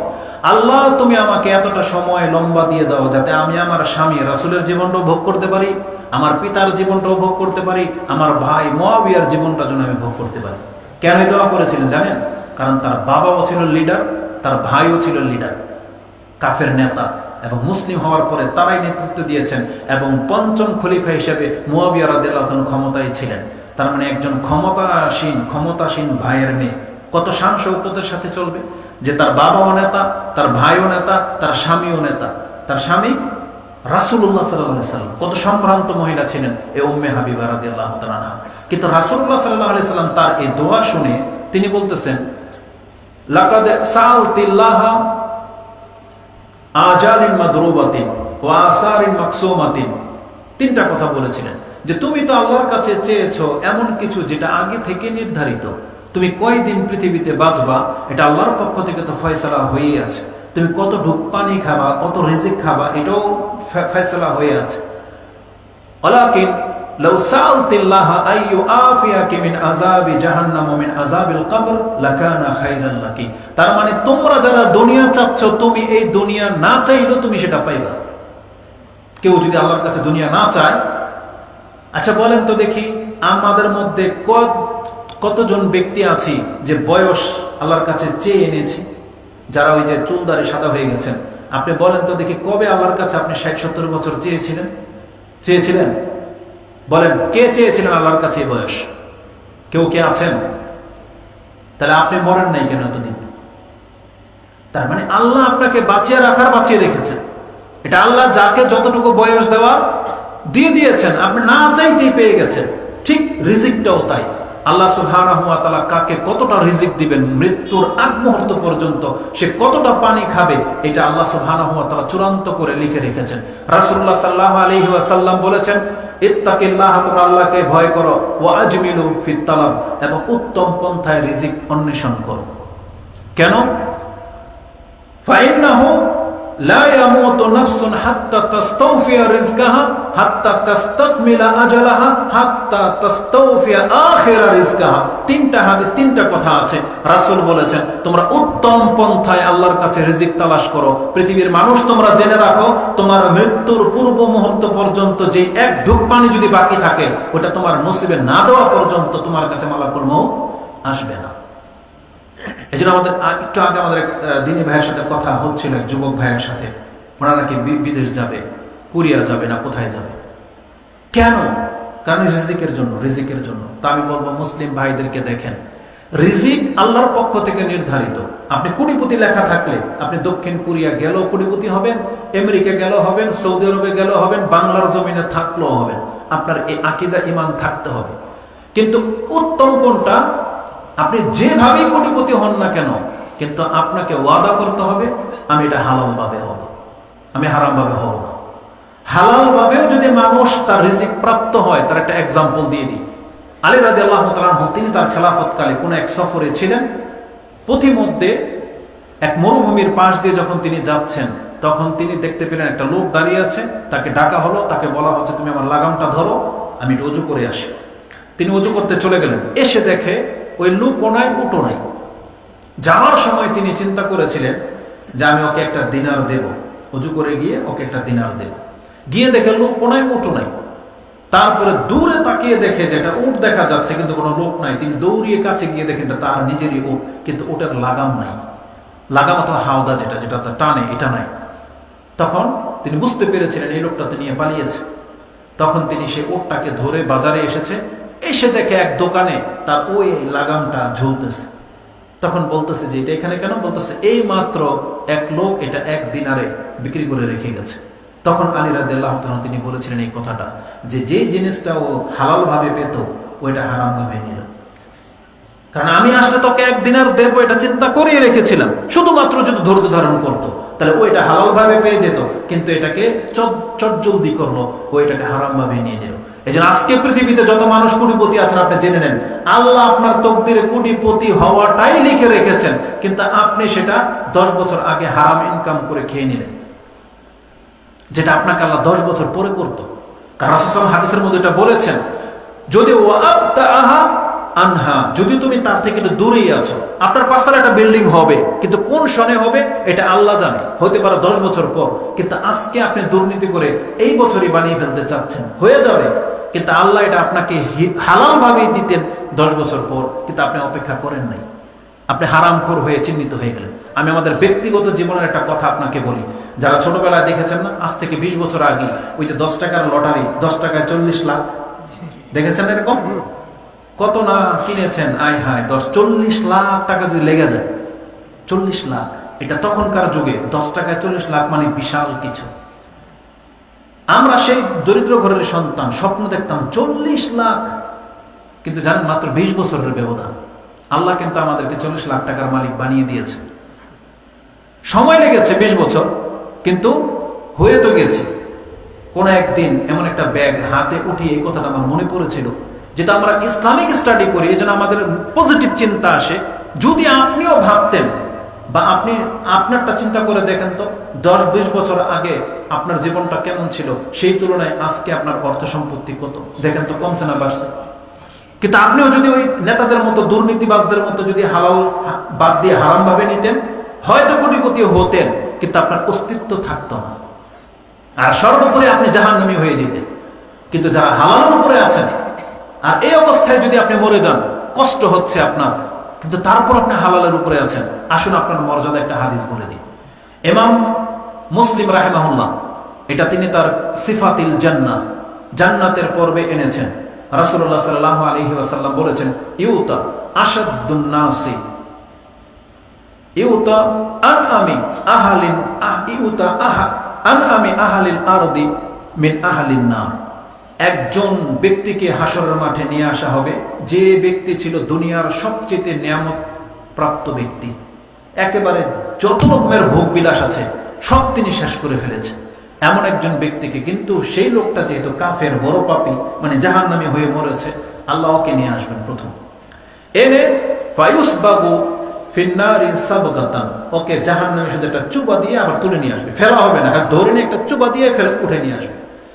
এই দৃশ্য দেখেছেন আমরা কিসের সাথে করি?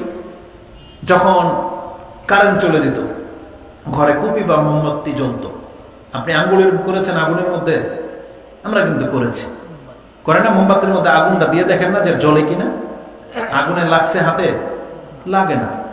একদিন আমি 10 টাকা পুরে ফেলছিলাম, বুঝছেন, মানে ভিজে গেছে, 10 টাকা উপর দিয়ে ধরতে দিয়ে ছিদ্র হয়ে আগুন লেগে গেছে, তখন একটু কষ্ট হয়েছে, তবে মানে মনে আছে সেই কথাটা যে আমরা এরকম দুষ্টামি করতাম। তো এই যে আগুনের মধ্যে আঙুলটা নিয়ে শুধু বের করে নিয়ে আসলেন, আপনার আমার একটা পশম জ্বলে নেই, কিন্তু যখন এই কাজটা করা হবে জাহান্নামের আগুনের সাথে, এই ব্যক্তিকে শুধু জাহান্নামে একটা চুবা দিয়ে বের করে নিয়ে আসা হবে। যেমন আমাদের মা বোনরা মুরগির সাথে করে, মুরগির মধ্যে এক ধরনের পোকা হয় না ছোট ছোট, আমরা তো হুলহুলি বলি, আপনারা কি বলেন? হ্যাঁ, মুরগির উকুন, ওই যে ছোট ছোট একবার হয়, শরীরের শুধু বায়, বিরক্ত লাগে, তখন তারা কি করে জানেন? মুরগিকে ধরে ওই আগুনের মধ্যে ছেঁকা দেয়, এতটুকু নেয় যাতে মুরগির পশম না পড়ে, কিন্তু পোকা যেন পড়ে যায়, এটা তারা করে। দেখেছেন কাউকে নাকি দেখেন নাই? মুরগিকে চুবা দিতে দেখেছেন পানিতে, কিছুক্ষণ চুবা দিয়ে রেখে তারা তুলে নেয়, কেন? ওই পোকা মারার জন্য।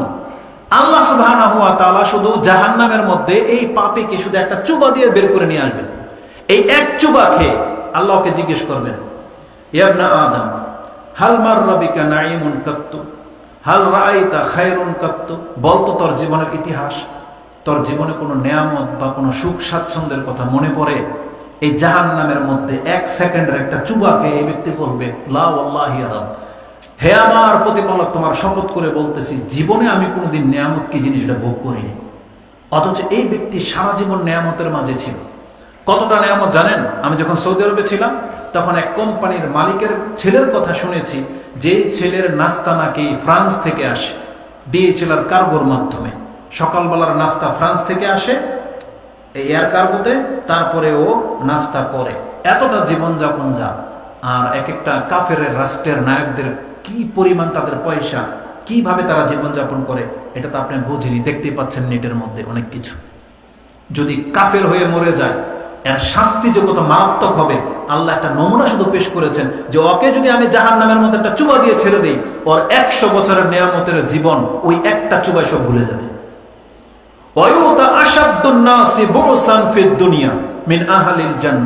এবার আল্লাহ সুবহানাহু ওয়া তাআলা একজন হত দরিদ্র গরিব ব্যক্তিকে তুলে নিয়ে আসবেন, যে জীবনটা কেটেছে কষ্টে।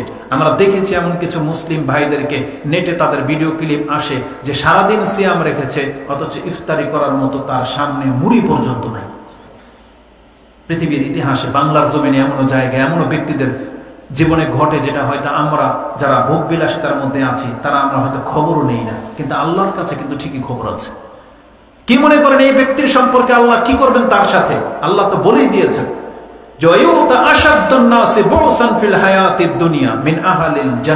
একজন জান্নাতি হত দরিদ্রকে তুলে নিয়ে আসা হবে। এখন তাকে ঠিক ওই রকমই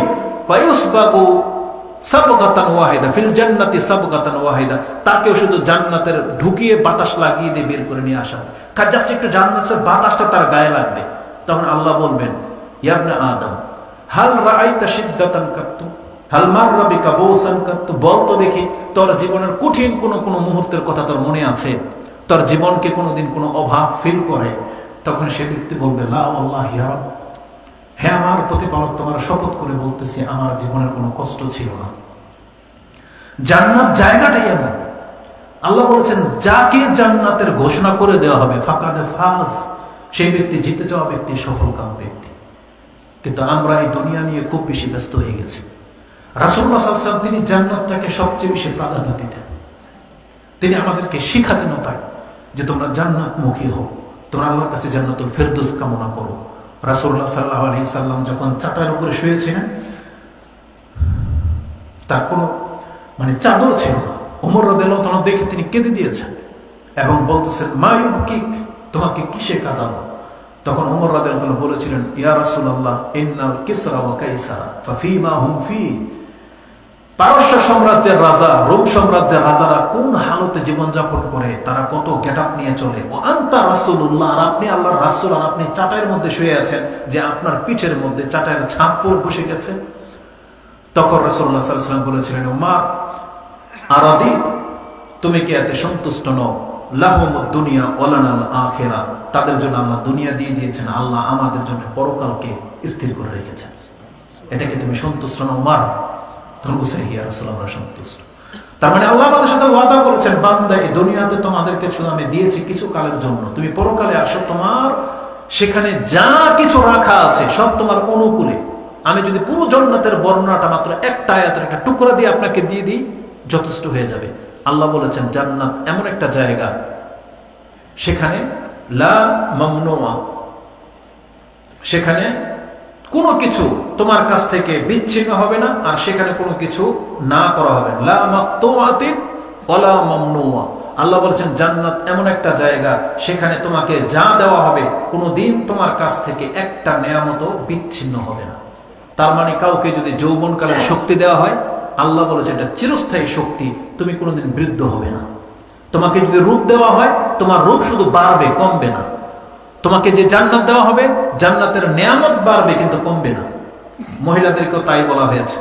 এবং একজন পুরুষ, একজন মহিলা, আজকে দুনিয়াতে আমরা যেটা চাই যে সবকিছুকে নিজের জন্য হালাল করে নিতে চাচ্ছি। আপনি এই মিউজিক শোনেন, ওই সম্পর্ক করেন, ওই লম্পটি করেন, নামাজ ছেড়ে দিচ্ছেন। আপনাকে নামাজ পড়ার কথা বলতে হলে আপনার কষ্ট হয়। আল্লাহ সুবহানাহু ওয়া তাআলা বলেছেন, বান্দা এই সামান্য সময়ের জীবনে তুমি শুধু একবার জান্নাতি হও, এখানে আসলে না কোনো শব্দ তোমাকে করা হবে না, তোমার মন যা চাইবে। লা মামনুআ বলা হয়েছে, মামনু কোনো শব্দ নেই। একবার তোমার পিতাকে আদমকে করা হয়েছিল, সে মিস্টেক করেছে। আল্লাহ বলেছেন আমি আল্লাহ এখন জান্নাতে এমন কোনো গাছই রাখি নাই যে মিস্টেক দ্বিতীয়বার হইতে পারে। এই জন্য তোমার জন্য না বোধক কোনো শব্দ আমি জান্নাতে রাখি নাই, তুমি যা মন চাইবে তুমি তাই করবা, এটা হচ্ছে জান্নাত। কিন্তু আমরা সেই জান্নাত থেকে মুখ ফিরিয়ে নিচ্ছি। রাসূলুল্লাহ সাল্লাল্লাহু আলাইহি ওয়াসাল্লাম বলেছেন, ওয়াল্লাযী নাফসু বিয়াদিহি মা মাসালুদ দুনিয়া ইল্লা মিসলুহু মা ইয়াজআলু আহাদুকুম ইসবাআহু হাযিহি ফিল ইয়ামি ফালিয়ানজুর বিমা তারজি। ইমাম মুসলিম এটাও তিনি তার 52 নম্বর অধ্যায় এই হাদিস এনেছেন। রাসূল বলেছেন, মানুষ যদি তার জীবনটাকে পরকালের সাথে কম্পেয়ার করে দেখতে চায় যে দুনিয়ার জীবনে আমি কি পেলাম আর জান্নাতে আমার জন্য কি রাখা হয়েছে, তাহলে সে জন্য সমুদ্রের কিনারায় চলে যায়। বলা হয়নি এক বোতল পানি নেই, এক বালতি পানি নেই, বলা হয়েছে সেই জন্য সমুদ্রের কিনারায় চলে যাক এবং তার একটা আঙ্গুল সমুদ্রের পানির মধ্যে ডুবিয়ে দিক এবং আঙ্গুলটাকে বের করে নিয়ে আসা হোক।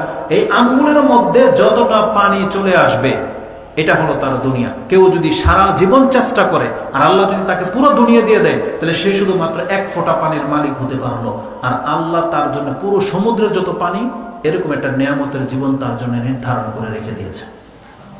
কিন্তু আজকে অধিকাংশ মুসলিমরা আমরা সেই জীবন নিতে চাচ্ছি না। আমরা আমাদের ব্যক্তিত্বের খায়সাত নিয়ে দুনিয়া ভোগ করে যাচ্ছি, আমরা কোনো উপদেশ নিতে চাচ্ছি না। এটা কিন্তু আমাদের চরম ব্যর্থতা। আসুন সংক্ষিপ্ত পরিসরে আমি আপনাকে আল্লাহর দিকে ডাকি। দেখেন আল্লাহর চরিত্রটা কেমন, আল্লাহ সুবহানাহু ওয়া তাআলার সুন্নাহ কি, আল্লাহর নীতি কি। আল্লাহ বলেছেন, পৃথিবীর মানুষ তোমরা শুনে রাখো, আমি হচ্ছি ক্ষমাশীল এবং দয়াবান। তুমি যদি আমার কাছে তোমার সমস্ত পাপগুলোকে উপস্থিত রেখে যদি একবার বলো যে আল্লাহ আমি আমার জীবনের এত পাপ করে ফেলেছি, আপনি আমাকে মাফ করে দেন, আল্লাহ বলছে তোমার মুখ থেকে শুধু ক্ষমা চাইতে দেরি হবে, ক্ষমা পেতে দেরি হবে না। একজন বান্দা আল্লাহর কাছে বলতেছেন, রাব্বি ইন্নী যালামতু নাফসি ফাগফিরলি, শুধু এতটুকু বলেছে, আল্লাহ আমি আমার নফসের উপর জুলুম করেছি, ফাগফিরলি, আপনি আমাকে ক্ষমা করে দেন। আল্লাহ বলেছেন ফাগাফারা লা। ওলামারা বলেছেন ফা শব্দটা অতিরিক্ত শুধু ব্যবহার করা হয়েছে, তার মানে আল্লাহ ক্ষমা রেডি করে রেখেছেন, যেমনি চেয়েছে আল্লাহ বলছে দে দাও, তার মানে ক্ষমা আগে রেডি। বলছে রাব্বি ইন্নী যালামতু নাফসি ফাগফিরলি, আল্লাহ বলেন ফাগাফারা লা, আমি সাথে সাথে তাকে ক্ষমা করে দিয়েছি। যেটা আপনি সূরা কাসাস 28 নম্বর সূরার 16 নম্বর আয়াতে পেয়ে যাবেন। এটা ছিল মুসা আলাইহিস সালাম। তিনি একজন থাপ্পড় দিয়ে একটা কিপ্তিকে মেরে দিয়েছিলেন, ফেরাউনের এক ব্যক্তিকে। কিন্তু এটা তার জুলুম ছিল, মিস্টেক বশত ছিল, কিন্তু তিনি অনুভব করতে পারতেছেন সেটা আমার দ্বারা একটা জুলুম হয়ে গেছে। তিনি আল্লাহর কাছে যদি একবার শুধু বলেছেন যে আল্লাহ আমাকে মাফ করে দেন, আল্লাহ তাকে সাথে সাথে ক্ষমা করে দিয়েছেন। আমরা আল্লাহর বান্দা, আল্লাহ আমাদেরকে ক্ষমা করার ওয়াদা করে রেখেছেন, বরং আল্লাহ তো আমাদের নবীকে দিয়ে আমাদেরকে মেসেজ দিয়েছেন, আপনি আমার বান্দাদেরকে বলে দেন তারা যারা পাপ করে ফেলেছে তারা যেন নিরাশ না হয়ে যায়। কুল ইয়া ইবাদিয়াল্লাযীনা আসরাফু আলা আনফুসিহিম লা তাকনাতু মির রাহমাতিল্লাহ ইন্নাল্লাহা ইয়াগফিরুয যুনুবা জামিআ ইন্নাহু হুয়াল গফুরুর রহিম। যেটা আপনি সূরা জুমার 39 নম্বর সূরার 53 নম্বর আয়াতে পেয়ে যাবেন। আল্লাহ সুবহানাহু ওয়া তাআলা বলেছেন, আপনি আমার বান্দাদেরকে বলে দেন যারা নিজের নফসের উপরে অনেক বেশি পাপ করে ফেলেছে তারা যেন নিরাশ না হয়। সে কি জানে আল্লাহ তার সমস্ত পাপগুলোকে জমা করে ক্ষমা করে দিতে সক্ষম। আল্লাহ বলেন ইয়াগফিরুয যুনুবা জামিআ, আল্লাহ সমস্ত পাপকে ক্ষমা করে দিতে সক্ষম। শুধু কেন করা হচ্ছে না? আপনার জন্য। শুধু আপনি ক্ষমা চাচ্ছেন না সেজন্য ক্ষমা করা হচ্ছে না। যদি আপনি ক্ষমা চান আল্লাহ আপনাকে ক্ষমা করে দিবে, এটা ওয়াদা রয়েছে। ইমাম তিরমিজি রাহিমাহুল্লাহ তিনি এক হাদিসে এনেছেন, যেটা 3540 নম্বর হাদিসে পেয়ে যাবেন। আনাস রাদিয়াল্লাহু তাআলা আনহু তার বর্ণনাকারী, রাসূলুল্লাহ সাল্লাল্লাহু আলাইহি ওয়াসাল্লাম বলছেন যে আল্লাহ আদম সন্তানকে ডেকে বলেন, ইয়া ইবনা আদম ইন্নাকা মা দাউতানি ওয়া রাজাউতানি গাফারতু লাকা আলা মা কানা ফিক ওয়ালা উবারি। হে আদম সন্তান, তুমি যতবার আশা নিয়ে আমার সামনে আসবা, যতবার তুমি আমার কাছে আকাঙ্ক্ষা করবা, আমি আল্লাহ ততবার তোমাকে ক্ষমা করব, আমি কোনো পরোয়া করি না। এবং আল্লাহ বলেছেন তোমার কত পাপ, তোমার পাপ যদি আকাশের মেঘমালা পর্যন্ত ছেয়ে যায়, লাউ বালাগাত যুনুবুকা আনানা সামাই সুম্মা ইস্তাগফারতানি গাফারতু লাকা ওয়ালা উবালি ইয়া ইবনা আদম লাউ আতাইতানি বিকুরাবিল আরদি খাতায়া সুম্মা লাকিতানি লা তুশরিকু বি শাইআন লা আতাইতুকা বিকুরাবিহা মাগফিরা। বান্দা, তুমি যদি আমার সাথে এমন অবস্থায় সাক্ষাৎ করো যে তোমার পাপ পুরো পৃথিবী ভরে গেছে, কিন্তু তুমি আমার বান্দা, তুমি শিরক করো নাই, তাহলে আল্লাহ সুবহানাহু ওয়া তাআলা বলেছেন আমি আল্লাহ সেই দিন তোমাকে ক্ষমা করার জন্য যদি পৃথিবী ভরা ক্ষমাও লাগে তা দিয়ে আমি তোমাকে ক্ষমা করে দেব। এটা হচ্ছে আল্লাহ সুবহানাহু ওয়া তাআলা। কিন্তু পার্থক্য কি? আমরা সারাদিন পাপ করি কিন্তু আল্লাহর কাছে ক্ষমা চাই না। এটা হচ্ছে আমাদের ব্যর্থতা। অথচ ক্ষমা চাইলে আপনি ক্ষমা পাইতেন। প্রথমে যে আয়াতটা আমি হাদিসটা বলেছি, মুসনাদে আহমদ ১১,২৪৪ নম্বর হাদিস, এটা আবু সাইদ খুদরি তার বর্ণনাকারী। ইবলিস আল্লাহর কাছে চ্যালেঞ্জ করে বলেছিল, যেটা আপনি কয়েকটা সূরাতেই পাবেন, তার মধ্যে বনী ইসরাইল ১৭ নম্বর সূরার ৬০-এর পরে পাবেন।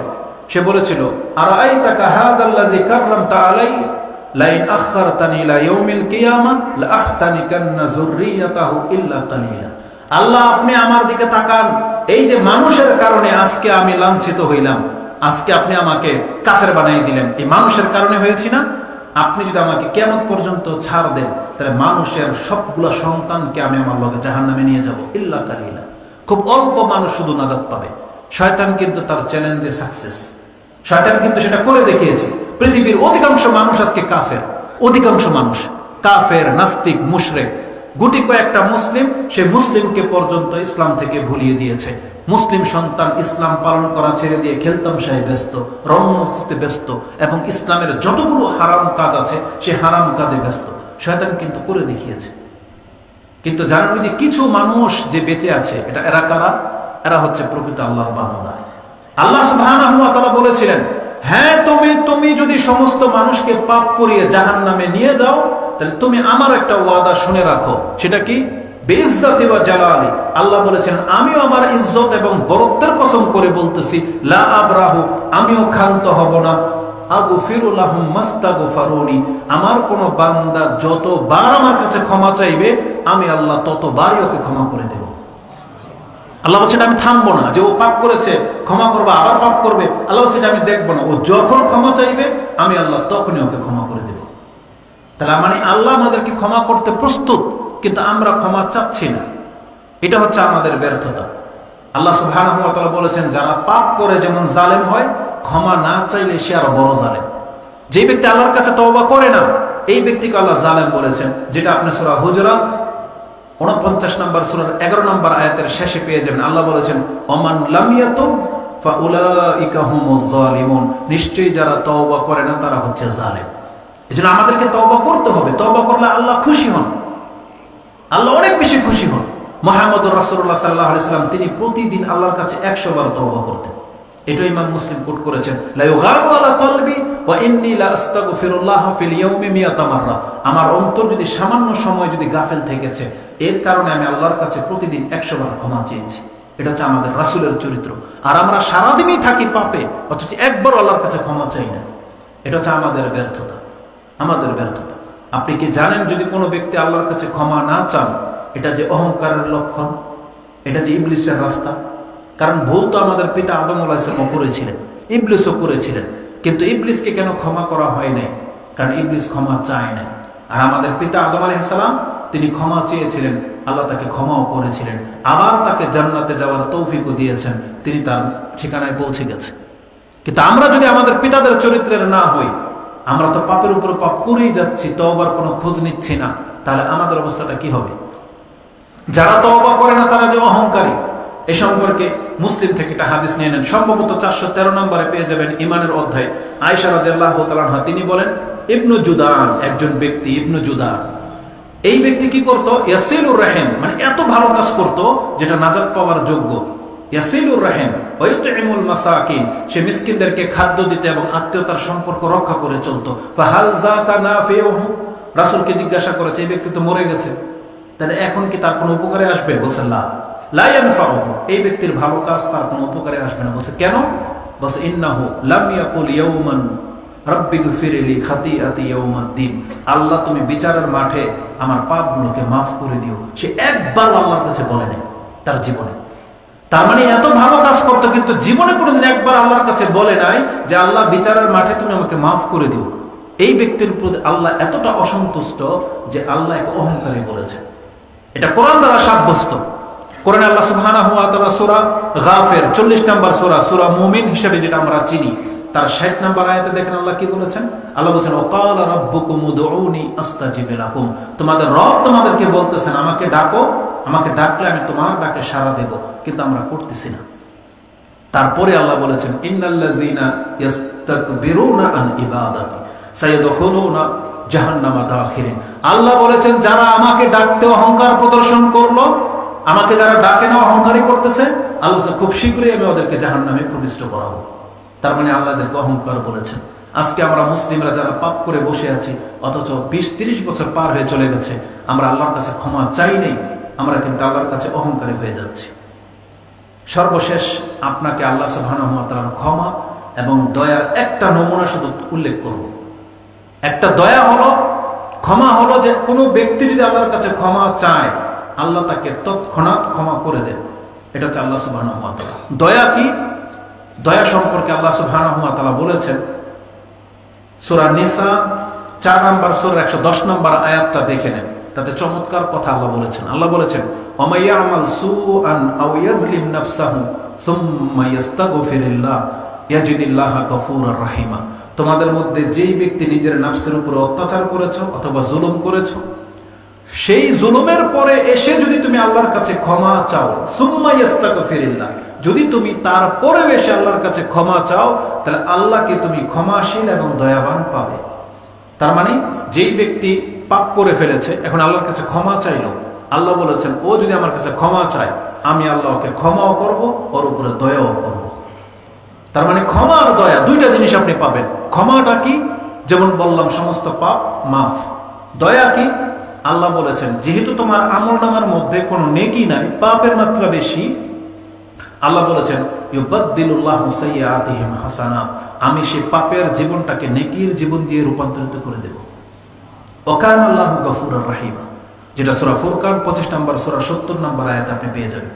আল্লাহ বলছেন আমি হচ্ছি ক্ষমাশীল এবং দয়াবান, যে তোমার পাপের জীবনটাকে, এমনকি হাদিসে এটাও আছে, শুধু পাপের জীবন না, আপনার পাপের খাতাটাকে আল্লাহ সুবহানাহু ওয়া তাআলা নেকির খাতায় রূপান্তরিত করে আপনার ডান হাতে ধরিয়ে দিবেন।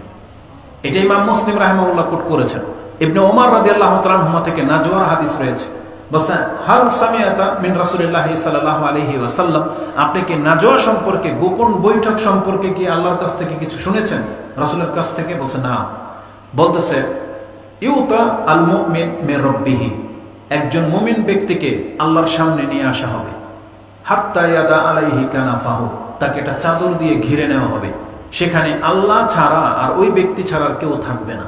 একজন মহিলা হোক অথবা পুরুষ হোক, যদি মুসলিম হয়, তাকে আল্লাহ ক্ষমা করার জন্য কি করবেন দেখেন, তাকে আগে চাদর দিয়ে ঘিরে নেবেন, যাতে হাসরের কোনো ব্যক্তি তাদের এই পাপ দেখতে না পারে।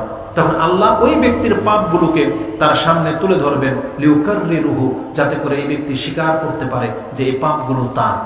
তখন সেই ব্যক্তি বলবে আরিফু রব্বি আরিফু, পাপগুলো দেখতে পাবে আর চিনতে পারবে যে হ্যাঁ এই পাপগুলো আমি করেছি, তার কোনো মিথ্যা বলার সুযোগ থাকবে না। কিন্তু সেই ব্যক্তি যখন স্বীকার করে নেবে, এখন আল্লাহ সুবহানাহু ওয়া তাআলা তাকে বলবেন সাতারতুহা ফিদ দুনিয়া, এই পাপগুলো তুমি করতে পৃথিবীর কেউ জানে না, শুধু তুমি জানো আর আমি আল্লাহ জানি, এবং এগুলো সব নোট করা আছে। সাতারতুহা ফিদ দুনিয়া, আমি আল্লাহ সেগুলোকে দুনিয়াতে আড়াল করে রেখেছিলাম। ও গাফারতুহা লাকাল ইয়াউম, যাও আজকে আমি আল্লাহ তোমাকে ক্ষমা করে দিলাম। সে পাপগুলোর সামনে আল্লাহ তাকে বলবেন আমি আজকে তোমাকে ক্ষমা করে দিলাম। এটা হচ্ছে আল্লাহ সুবহানাহু ওয়া তাআলা। ওয়া সাহিফাতাহু অতুতওয়া সাহিফাতাহু আও কিতাবাতাহু, আল্লাহ তার কিতাবটাকে ফোল্ডিং করে তার ডান হাতে ধরিয়ে দিবেন। অথচ এটার মধ্যে পাপ লেখা ছিল, কিন্তু সেই পাপগুলোকে কেটে দিয়ে আল্লাহ সব নেকি দিয়ে রূপান্তরিত করে দিয়ে তার ডান হাতে ধরিয়ে দিবেন। এবং এই ব্যক্তি ডান হাতে তার আমলনামাটা নিয়ে যখন পর্দার আড়াল থেকে তার আত্মীয় স্বজনের সামনে আসবেন, কোরআনে সেই দৃশ্যটা আল্লাহ উল্লেখ করেছেন। সেই ব্যক্তি বলবে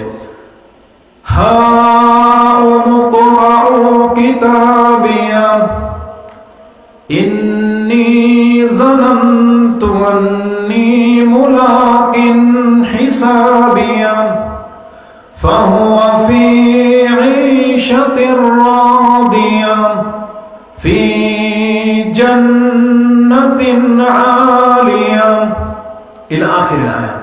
আল্লাহ বলেছেন যার আমলনামা তার ডান হাতে ধরিয়ে দেওয়া হবে, সেই ব্যক্তি তার ডান হাতে হাসরের মাঠে এসে বলবে হা উমকরাউ কিতাবিয়া ইন্নী যানানতু আন্নী মুলাকিন হিসাবিয়া, আমি একদিন ধারণা করেছিলাম যে আমার রবের সামনে আমাকে দাঁড়াতে হবে, এইজন্য আমি তওবা করে তার কাছে এসেছিলাম, আর আজকে দেখো আমার ডান হাতে আমলনামা সব নেকি আর নেকি। ফাহুয়া ফি ঈশাতির রাদিয়া, আল্লাহ বলেন তাকে একটা উত্তম জীবন দিয়ে দেওয়া হবে। সেই জীবনটা কি? জান্নাতুন আলিয়া, সুউচ্চ জান্নাতের মালিক তাকে করে দেওয়া হবে। তাহলে তওবা করি আমাদেরকে মরতে হবে। সেটা আপনি আজকে করেন আর কালকে করেন, তবে এমন যেন না হয় আপনি হয়তো সিদ্ধান্ত নিয়ে রেখেছেন যে আপনিও তওবা করবেন। যেমন অনেক মুরব্বী নিয়ত করে নিয়েছে যে আমি হজটা করে আসলে সবকিছু থেমে যাবে, সব পাপ শেষ, বন্ধ করে দিবে সে হজ করে আসে। আপনার গ্যারান্টি নেই যে আপনি হজ করে আবার ফিরতে পারবেন বা হজ করতে পারবেন বা আপনার তওবার সে সুযোগ আসবে, কোনো গ্যারান্টি নেই। এটার বাস্তবতা কি জানেন? রাসূল যে বলেছে যার শেষ কালেমা হবে লা ইলাহা ইল্লাল্লাহ দাখালাল জান্নাহ, আমি শুধু মুরব্বীদের কাছ থেকে এবং আপনাদের কাছ থেকে একটা ওয়েটনেস চাচ্ছি, একটা সাক্ষী চাচ্ছি। বলেন তো আপনার জীবনে এমন 5 জন ব্যক্তির নাম বলতে পারবেন যাদেরকে আপনি চোখের সামনে মরতে দেখেছেন, এরকম 5 জনের নাম যে লা ইলাহা ইল্লাল্লাহ বলে মরতে পেরেছিল? আপনার রেকর্ডে আছে কিনা দেখান তো দেখি। অথচ আমাদের সবাই কিন্তু আমরা সবাই জানি যার শেষ কালেমা হবে লা ইলাহা ইল্লাল্লাহ দাখালাল জান্নাহ, এটা সবাই জানে, বাচ্চা পর্যন্ত জানে যে একজন মুসলিম যে ব্যক্তি মরার সময় লা ইলাহা ইল্লাল্লাহ বলতে পারবে সে জান্নাত পেয়ে যাবে। কিন্তু কয়জন ব্যক্তিকে আপনি দেখেছেন যে লা ইলাহা ইল্লাল্লাহ বলে মরতে পেরেছে? কেন পারে নাই? এটার একটা লজিক আছে, দুনিয়াবে একটা লজিক আপনাকে দিয়ে দিই কেন সেই ব্যক্তি পারে নাই। কারণ আজকে আমরা অধিকাংশ মানুষ আমরা ইসলামের উপরে থাকি না। কোরআন আল্লাহ সুবহানাহু ওয়া তাআলা বলে দিয়েছেন, যেটা সূরা ফুসসিলাত হামিম সাজদা 41 নম্বর সূরার 30, 31, 32 এই আয়াতগুলোতে পাবেন, যেখানে আল্লাহ বলেছেন ইন্নাল্লাযীনা ক্বালু রাব্বুনাল্লাহু সুম্মা ইসতাকামু তাতানাজ্জালু আলাইহিমুল মালায়েকা ইলা আখিরিল আয়াত। আল্লাহ বলেছেন যেই ব্যক্তি বলবে আমার রব আল্লাহ এবং এটার উপরে স্থির থেকেছে, মানে আল্লাহ যে রব এটা প্রমাণ করে চলেছে, আল্লাহ বলেছেন মরার সময় ফেরেশতা আসবে এবং শয়তানে যখন গোমরাহ করতে চাইবে আমি রহমতের ফেরেশতা নাজিল করে দিব এবং ওকে বলা হবে যে তুমি ভয় পেও না, তুমি জান্নাতের সুসংবাদ গ্রহণ করো, আমরা দুনিয়াতে তোমার সঙ্গী ছিলাম, কবরেও আমরা তোমার সঙ্গী হিসেবে থাকবো। ফেরেশতারা তার ঈমানের হেফাজত করবে। আর আল্লাহ সুবহানাহু ওয়া তাআলা বলেছেন যেই ব্যক্তিরা এই কথার উপরে ছিল না আর মরার সময় যদি তার রবকে স্মরণে আসে, আল্লাহ বলছে এখন আর কাজ হবে না, এখন শয়তান তাকে নিয়ে নেবে আর তার মুখ দিয়ে কোনোদিন লা ইলাহা ইল্লাল্লাহ বেরোবে না। যেটা আপনি দেখতে পাচ্ছেন যে তাকে স্মরণ করানো হচ্ছে, আপনার নানা দাদা তাকে বলা হচ্ছে যে লা ইলাহা ইল্লাল্লাহ বলেন, লা ইলাহা ইল্লাল্লাহ বলেন, কিন্তু তার মুখ দিয়ে লা ইলাহা ইল্লাল্লাহ বেরোয় না। এমন না যে সে ভুলে গেছে, তার কান তো শুনতেছে, কিন্তু যেভাবে আজকে আজানের ডাক আপনি কানে শুনে উপেক্ষা করে চলেন, যেভাবে ইসলামটাকে আজকে আপনি উপেক্ষা করে চলতেছেন, আল্লাহ বলেন ওয়াকাযালিকা ইয়াউমা তুনসা, আমিও একদিন তোমাকে ভুলে যাব বান্দা। তুমি যেমন আজকে আমার বিধানকে ভুলে গেছো, আমি একদিন তোমাকে ভুলে যাব, বুঝে রেখো তুমি। এটা আল্লাহর ওয়াদা। কিন্তু এই জন্য দেখেন মরার সময় সে লা ইলাহা ইল্লাল্লাহ বলতে পারে না। আরেকটা রিজন, কারণ আছে। আমি একটা উর্দু বক্তব্য শুনতেছিলাম, তখন একজন উর্দু শেখ বলতেছে যে তিনি একটা ল্যামোজিন ড্রাইভারের পেছনে বসা, আর এই ল্যামোজিন ড্রাইভার শুধুমাত্র বলতেছে আল্লাহুম্মা সাল্লি আলা মুহাম্মদ, আল্লাহুম্মা সাল্লি আলা মুহাম্মদ, মানে এটাকে জিকির বানিয়ে ফেলছে একবার। সে সারাক্ষণ রাসূলের উপর দুরূদ পড়তেছে। তো তাকে জিজ্ঞেস করলাম কেন? তখন সেই ব্যক্তি বলতেছে যে আমার এক ভাই ট্রান্সপোর্টে কাজ করতো, লোড আনলোডিং এর কাজ করতো।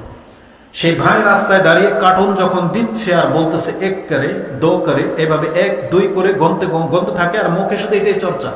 হঠাৎ করে পেছন দিক থেকে একটা গাড়ি এসে তাকে চাপা দেয়, ওই জায়গাতে সে মরে যায়। আর মরার সময় তার মুখ দিয়ে এই কথাটাই বেরিয়েছিল এক করে দো করে, এক করে দো করে করতে করতে মরে গেল। তখন সে বলতেছে সেই দিন আমি বুঝতে পেরেছি মানুষ তার জবানকে যেই কাজে অভ্যস্ত করে রাখবে মরার সময় তার মুখ দিয়ে ওইটাই বেরোবে। এই জন্য তিনি বলতেছেন সেই দিন থেকে আমি আল্লাহুম্মা সাল্লি আলা মুহাম্মদ পড়তে থাকি। হতে পারে আমিও কোনোদিন অ্যাক্সিডেন্ট হয়ে মরে যাব, তখন আমার মুখ দিয়ে এই কথাটাই বেরোবে। তো যেই ব্যক্তি মুখে আল্লাহর নাম জপে না, সে ভুলে যান যে মরার সময় আপনার মুখ দিয়ে আল্লাহর নাম বেরোবে, এটা ভুলে যান। এটার বাস্তব প্রমাণ হলো দেখবেন যারা গান গায় না, আজে বাজে বলে না, ও ঘুমানোর সময় কিন্তু তার মুখ দিয়ে গানই বেরোয়। আল্লাহ না করুক মৃত্যুর সময় যদি গান বেরিয়ে যায়, টিকটক যদি বেরিয়ে যায় মুখ দিয়ে, কি মনে করেন? আমরা শুনি যারা মুদির দোকানদারি করে সেও নাকি রাতে বিছানায় শুয়ে ডাল মাপে, যারা বাছার কন্ট্রাক্টারি করে সেও নাকি খাটের মধ্যে থাপ্পড় মারে, বুঝছেন? তার এটা মানুষের অভ্যাস। আজকে আমরা মুসলিমরা যখন ধর্মের কর্ম থেকে অভ্যাসহীন হয়ে গেছি, আপনি জেনে নেন মৃত্যুর সময় কালেমা আপনার নসিবে নাও হতে পারে। আল্লাহ তুমি আমাকে এবং আমাদের মুসলিম ভাইদেরকে বোঝার তৌফিক দান করো। আল্লাহ তুমি আমাদের জীবনটাকে পরিবর্তন ঘটিয়ে দাও। আল্লাহ আমাদেরকে উত্তম মুসলিম হওয়ার তৌফিক দান করো এবং মরার সময় আমাদেরকে কালেমা পড়ার তৌফিক দান করো। আল্লাহ তুমি আমাদেরকে ইসলাহ করো, আমাদের জীবনটাকে আল্লাহ তুমি উত্তম জীবন দ্বারা পরিণত করে দাও। আমাদের মা বোনদেরকে আল্লাহ তুমি ইসলাম পালন করার তৌফিক দান করো। আমাদের সকলকে আল্লাহ তুমি 5 ওয়াক্ত নামাজ পড়ার তৌফিক দান করো।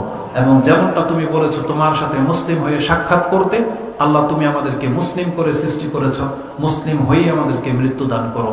আমিন ইয়া রাব্বাল আলামিন। সুবহানাকাল্লাহুম্মা রাব্বানা ওয়া বিহামদিকা আশহাদু আল্লা ইলাহা ইল্লা আনতা আস্তাগফিরুকা ওয়া আতুবু ইলাইক। আসসালামু আলাইকুম ওয়া রাহমাতুল্লাহি ওয়া বারাকাতুহু।